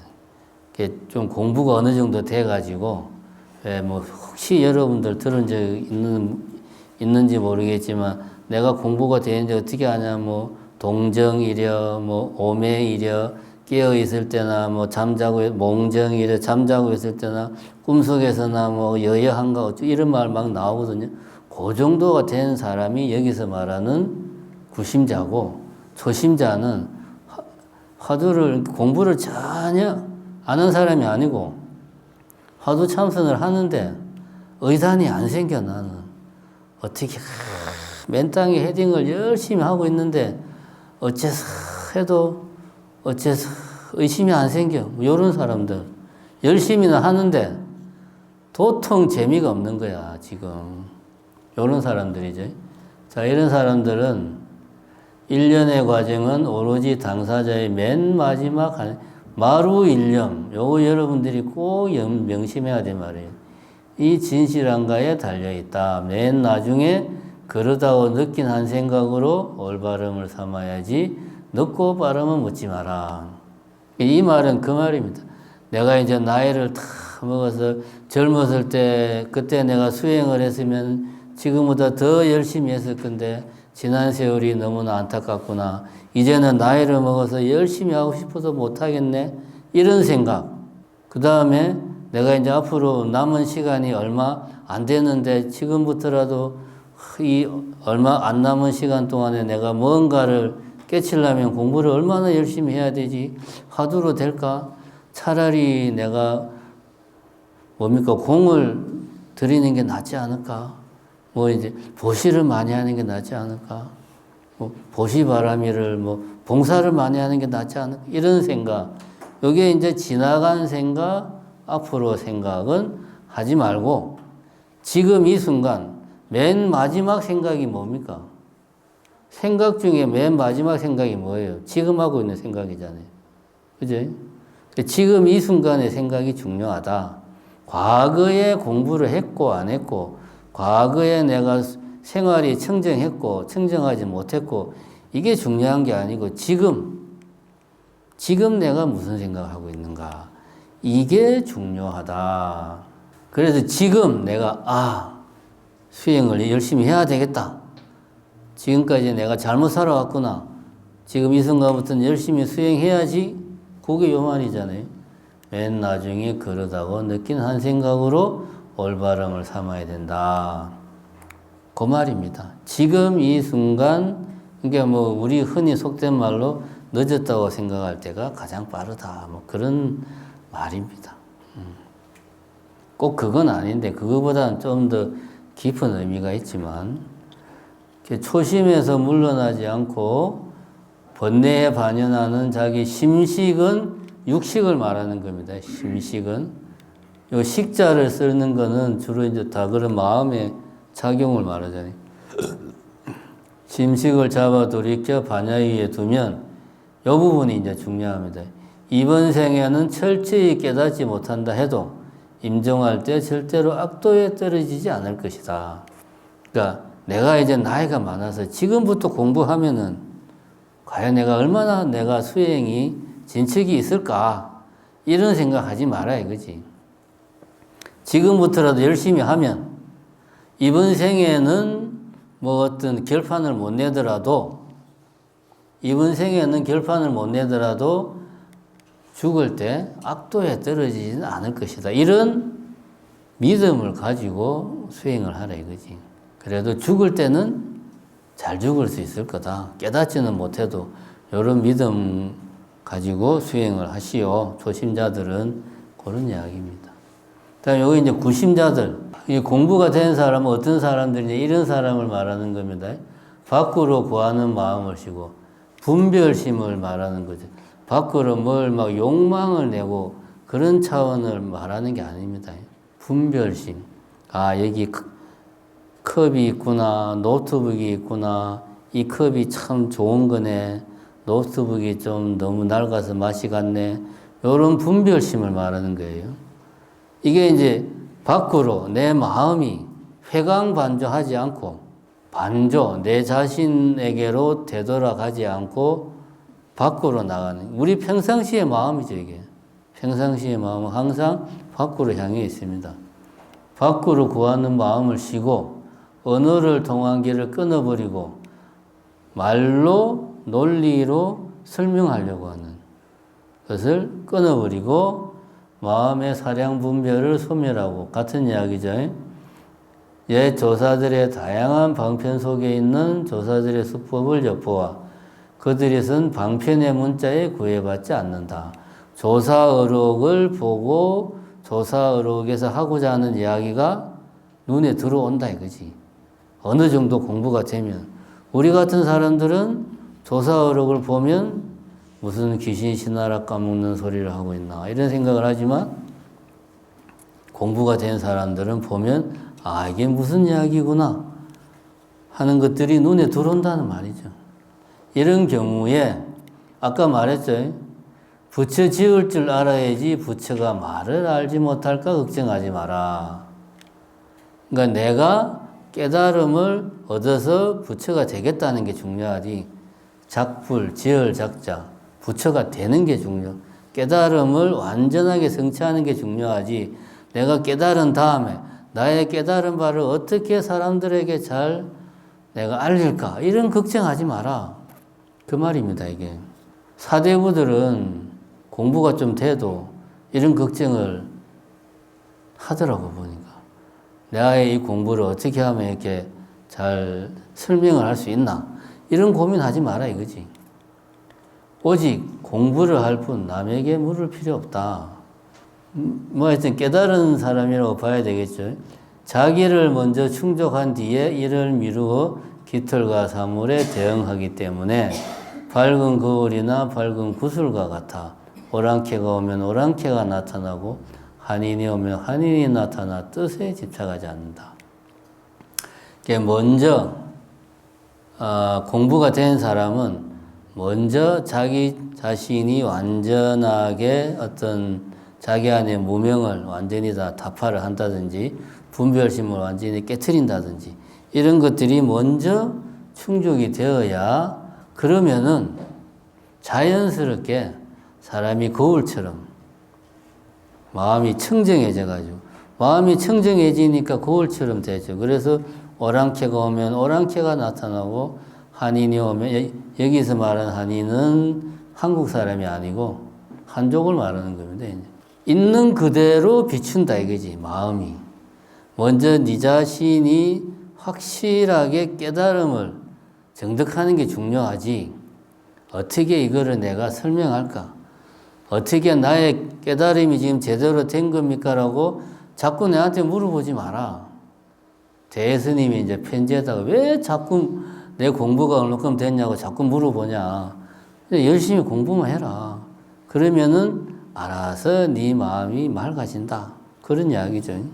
다음에 요 부분이 중요합니다. 1대4, 이 이제 깨달음을 얻는 것은 결코 쉬운 일이 아니다. 자신을 질책하는 마음을 내야 된다. 언제 다시 빠꾸할지 모른다. 그런 말이죠. 내가 좀 공부가 됐다고 방심하면 안 된다. 계속 자신을 질책해야 된다. 왜냐? 아까 제가 말했죠. 이치라면 단번에 깨달으니 그 깨달음을 타고 망념이 함께 녹아내린다. 이적 도노, 이치는 도노, 단번에 깨닫는다. 그런데 어떤 겉으로 드러나는 현상, 내 몸에 익은 습관, 내 사고방식, 체질, 성격, 이런 것들은 단번에 제거할 수 없으니 순서에 따라 차차 소멸시켜야 한다. 쉽게 말하면 업장 소멸을 해야 된다. 불교적으로 말하면 내가 이치를 깨쳤다고 해서 내가 그동안 쌓은 업장까지 동시에 단번에 다 타파되는 게 아니다. 내가 그동안 쌓은 업장은 내가 수행을 통해서 참여를 통해서 소멸시켜야 된다. 그런 말이지. 아까 한 이야기입니다. 이적도노나 사비돈젠이라 같은 말이지. 오랫도록 순일도록 익어가면 자기 본 마음과 계약한다. 여기 나오지. 범속한 정을 끝장내는 데 있지 따로 성스러운 지혜는 없다. 지혜입니다. 해. 지혜와 지혜, 위저듬은 다른 겁니다. 여기서 이 서장에서 말하는 지혜는 아르마리, 분별심을 지혜라고 말해. 요 해자는 이제 해부한다 할 때 해자. 지혜, 아르마리. 우리가 이제 지혜를 한글로 번역할 때 아르마리라고 해요. 분별심을 말하는. 그러니까 지금 내 이 마음, 범속한 정, 지금 현재 이 저 앞에서 말하자면 식정을 진공묘지의 식정이 진공묘지로 바뀌는 거지 따로 있는 게 아니다. 같은 이야기죠. 뭐 성스러운 분별심 이런 게 따로 있는 게 아니다. 지금 이 마음이 그대로 전식덕지를 해가지고 이 마음이 지혜가 되는 거다. 그런 이야기입니다. 그러니까 이런 나의 행실을 끊임없이 다듬어야 된다. 음욕과 성냄을 퇴치하고 간접원인까지 없애서 나쁜 행실을 고쳐야 된다. 이적 도노했다고 해서 업장까지 다 없어지는 게 아니다. 내가 딱 도노하면은 그 순간 나의 모든 본능적인 욕구까지 다 한 방에 정리되느냐? 그런 게 아니다. 그런 이야기. 여기서 이제 그러면 우리가 이런 말을 하면 좀 이제 불교 물을 좀 먹은 사람들은 그러면은 스님은 도노 점수를 이야기하는 겁니까? 돈수가 틀렸다는 말이에요? 이렇게 이제 질문을 할 수가 있어요. 근데 사실은 돈점 논쟁은 우리나라에만 있지 다른 나라에는 없어요. 이거는 지엽적인 논쟁입니다. 돈 깨닫는다는 것을 어디에 놓을 거냐? 깨달음을 완전한 깨달음을 깨달음으로 본다면 그거는 이제 도노 이제 돈수가 맞는 거고 깨달음은 여러 차례 깨달음 자체가 여기서 말하지 이적 도노나 사비 돈제라고 말했듯이 깨달은 뒤에도 끊임없이 자기 행을 다스려야 되는 깨달음을 좀 이렇게 여러 차례 생기는 것으로 간주하면은 도노 점수가 맞는 거고 완벽한 모든 것들이 다 성취된 그 상태를 깨달음을 이야기하면 도노 돈수가 맞는 거고 어느 깨달음을 어떻게 규정하느냐에 따라서 그냥 달라지는 거예요. 그거는 그렇게 이해하면 되는 거지. 내가 예를 들면 보조스님 같은 경우는 3번을 크게 이제 자기는 그 어떤 깨달음을 경험을 했다. 그런 말을 합니다. 그 대부분이 보면은 한 번만 깨달았다는 말을 안 해요. 조사스님들 이런 전기나 그런 거 보면 여러 차례 그런 경험들을 해요. 보면. 그래서 이런 이 이적 도노라는 것도 내가 어느 정도 좀 깨침이 오고 그에 따라서 나의 실천적인 힘이 더 강해지고 그러면 더 큰 깨달음이 오고 이렇게 서로 이렇게 보완하는 관계다. 그렇게 이해하는 게 현실적이지 않을까 이렇게 생각을 합니다. 마지막으로 이제 공부를 어떻게 점검을 할 건가? 내가 지금 공부가 제대로 되고 있는가? 이 말은 화두가 잘 들리고 있는가라는 말과는 조금 맥락이 다릅니다. 화두가 성성한가? 그런 측면도 있지만 전반적인 차원에서 내가 나의 수행이 어느 정도 지금 어느 정도까지 와 있는가를 이야기하는 거예요. 첫 번째는 이제 밖으로 이렇게 구하는 마음. 서장에 보면 치구심이라고 말하는 대상을 보고 분별심을 내고 거기에 따라서 집착하는 마음까지 수반하는 그런 마음이 사라졌는가? 그래서 인연 따라 놓아버리면서 뜻대로 자유로운가? 결국은 이 모든 세상은 인연생, 인연멸, 인연법에 따라서 작동을 하고 그 인연법에 따라서 내 마음도 자연스럽게 따라가는 그렇게 되고 있는가? 행주자화 속에서 번뇌에 끄달리지 않는가? 같은 말이죠. 이것은 컵이고 이것은 노트북이야. 이 노트북은 너무 오래돼가지고 쓰기가 참 불편하구나. 아주 쓰기가 불편한 노트북이야. 새 노트북을 장만하고 싶어. 요게 이제 이런 게 번뇌잖아요. 새 노트북을 장만하고 싶어. 돈이 없어. 아, 괴로워. 나는 왜 돈이 없을까? 이게 번뇌잖아요. 그죠? 번뇌가 뭐 다른 겁니까? 이런 게 이제 행주자화에서 생기는 번뇌입니다. 번뇌라고 말하면은, 아, 괴로워. 인생이 우울해. 이런 것만 말하는 게 아닙니다. 우리의 생각 자체가, 중생들은 생각 자체가 번뇌예요, 그냥. 그죠? 끄달리지 않는가? 잠잘 때나 깨어있을 때는 한결같은가? 무엇이 궁극적으로는 회광반조하는 그 마음이 한결같은가? 좀 더 확대하면 의단, 화두가 성성한가? 어째서 걔는 불성이 없다고 했을까요? 어째서 하는 그 답답한 마음이 잠을 잘 때나 깨어있을 때나 그대로 유지가 되는가? 여기에 더 나아가면은 잠을 잘 때나 꿈속에서도 화두가 그대로 의심이 그 답답한 마음이 유지가 되는가? 이렇게 이제 물어보면 왜 이런 질문을 하느냐? 깨어 있을 때는 내가 의식이 지배를 한다 이거죠. 의식이. 우리가 이제 의식 그 밑에는 칠식, 말라식이 있고 말라식 밑에는 팔식, 아래아식이 있다고 유식에서 말하고 이게 거의 불교의 정통적인 교리입니다. 같은 내용인데 뭐 화엄이나 이런 다른 데서 용어를 다르게 쓰는 거죠. 이게 어떤 핵심이죠. 그러면 이제 깨어 있을 때는 의식이 지배하니까 내가 화두를 놓치지 않도록 노력을 해서 그럴 수 있어. 근데 이것이 화두가 깊어지려면 잘 때는 의식이 뇌를 지배하는 게 아니지.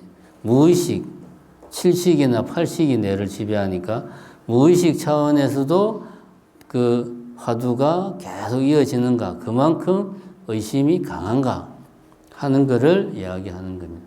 그래야지만이 그것이 어떤 결과물을 얻을 수 있는 겁니다. 같은 이야기죠.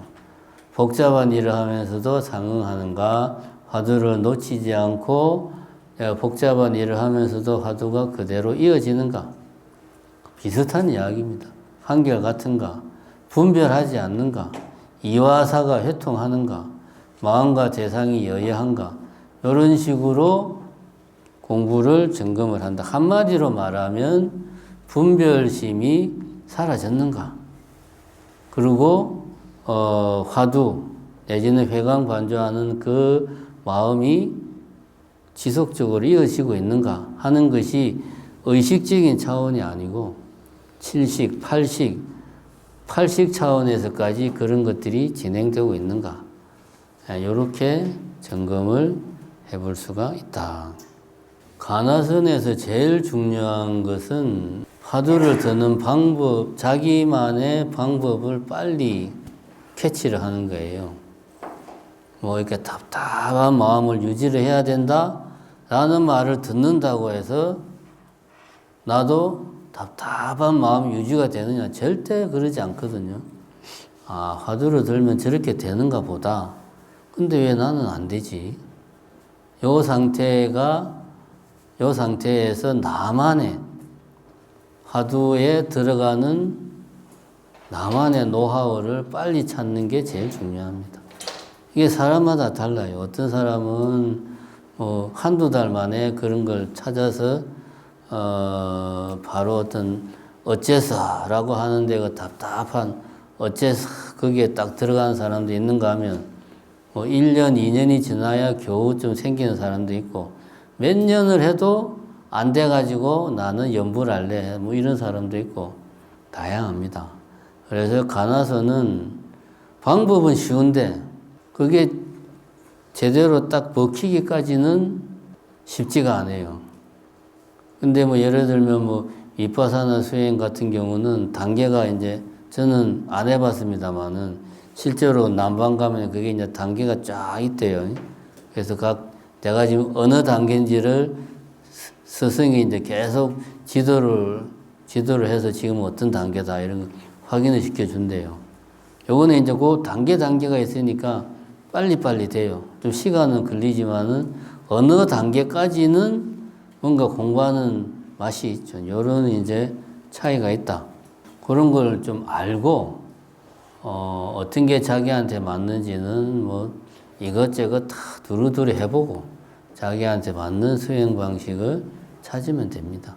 그보다 더 중요한 것은 내가 왜 수행을 해야 되는지, 자기만의 수행의 필요성, 내가 꼭 수행을 해야 되는 이유가 있어야 돼요.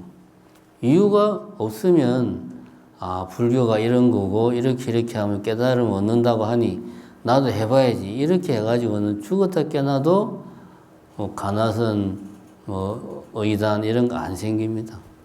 내가 수행을 해야 될 이유가 내 스스로에게 있어야 돼요. 그거를 만드는 게 발심이죠. 발심. 물론 이제 화엄사상이나 이런 데서 발심은 내가 부처라는 것을 확실하게 뭐 믿는 이런 식으로 표현을 합니다만은 자기 나름의 발심이 있어야 돼요. 그게 중요하다.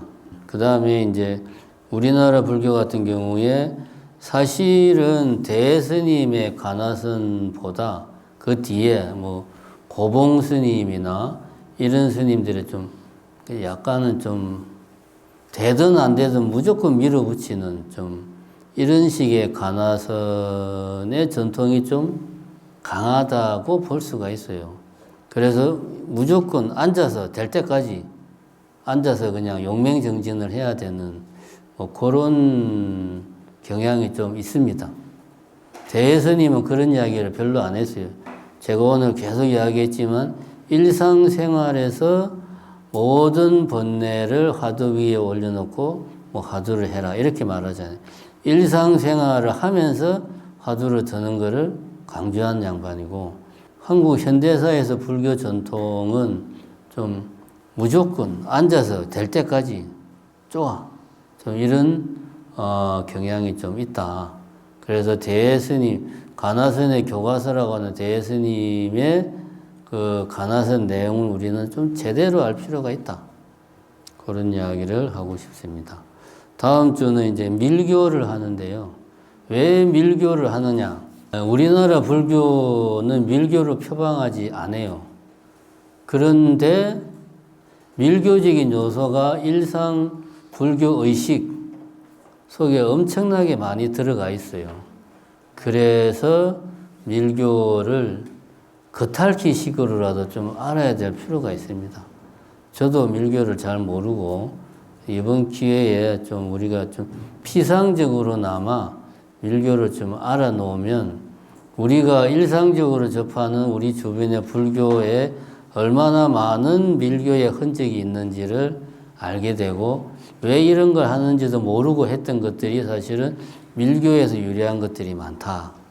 우리 불교가 밀교는 아닌데 밀교의 흔적이 많기 때문에 밀교를 좀 할 필요가 있다. 그래서 다음 주에는 밀교를 할 계획입니다. 예, 이상 끝내겠습니다. 수고했습니다.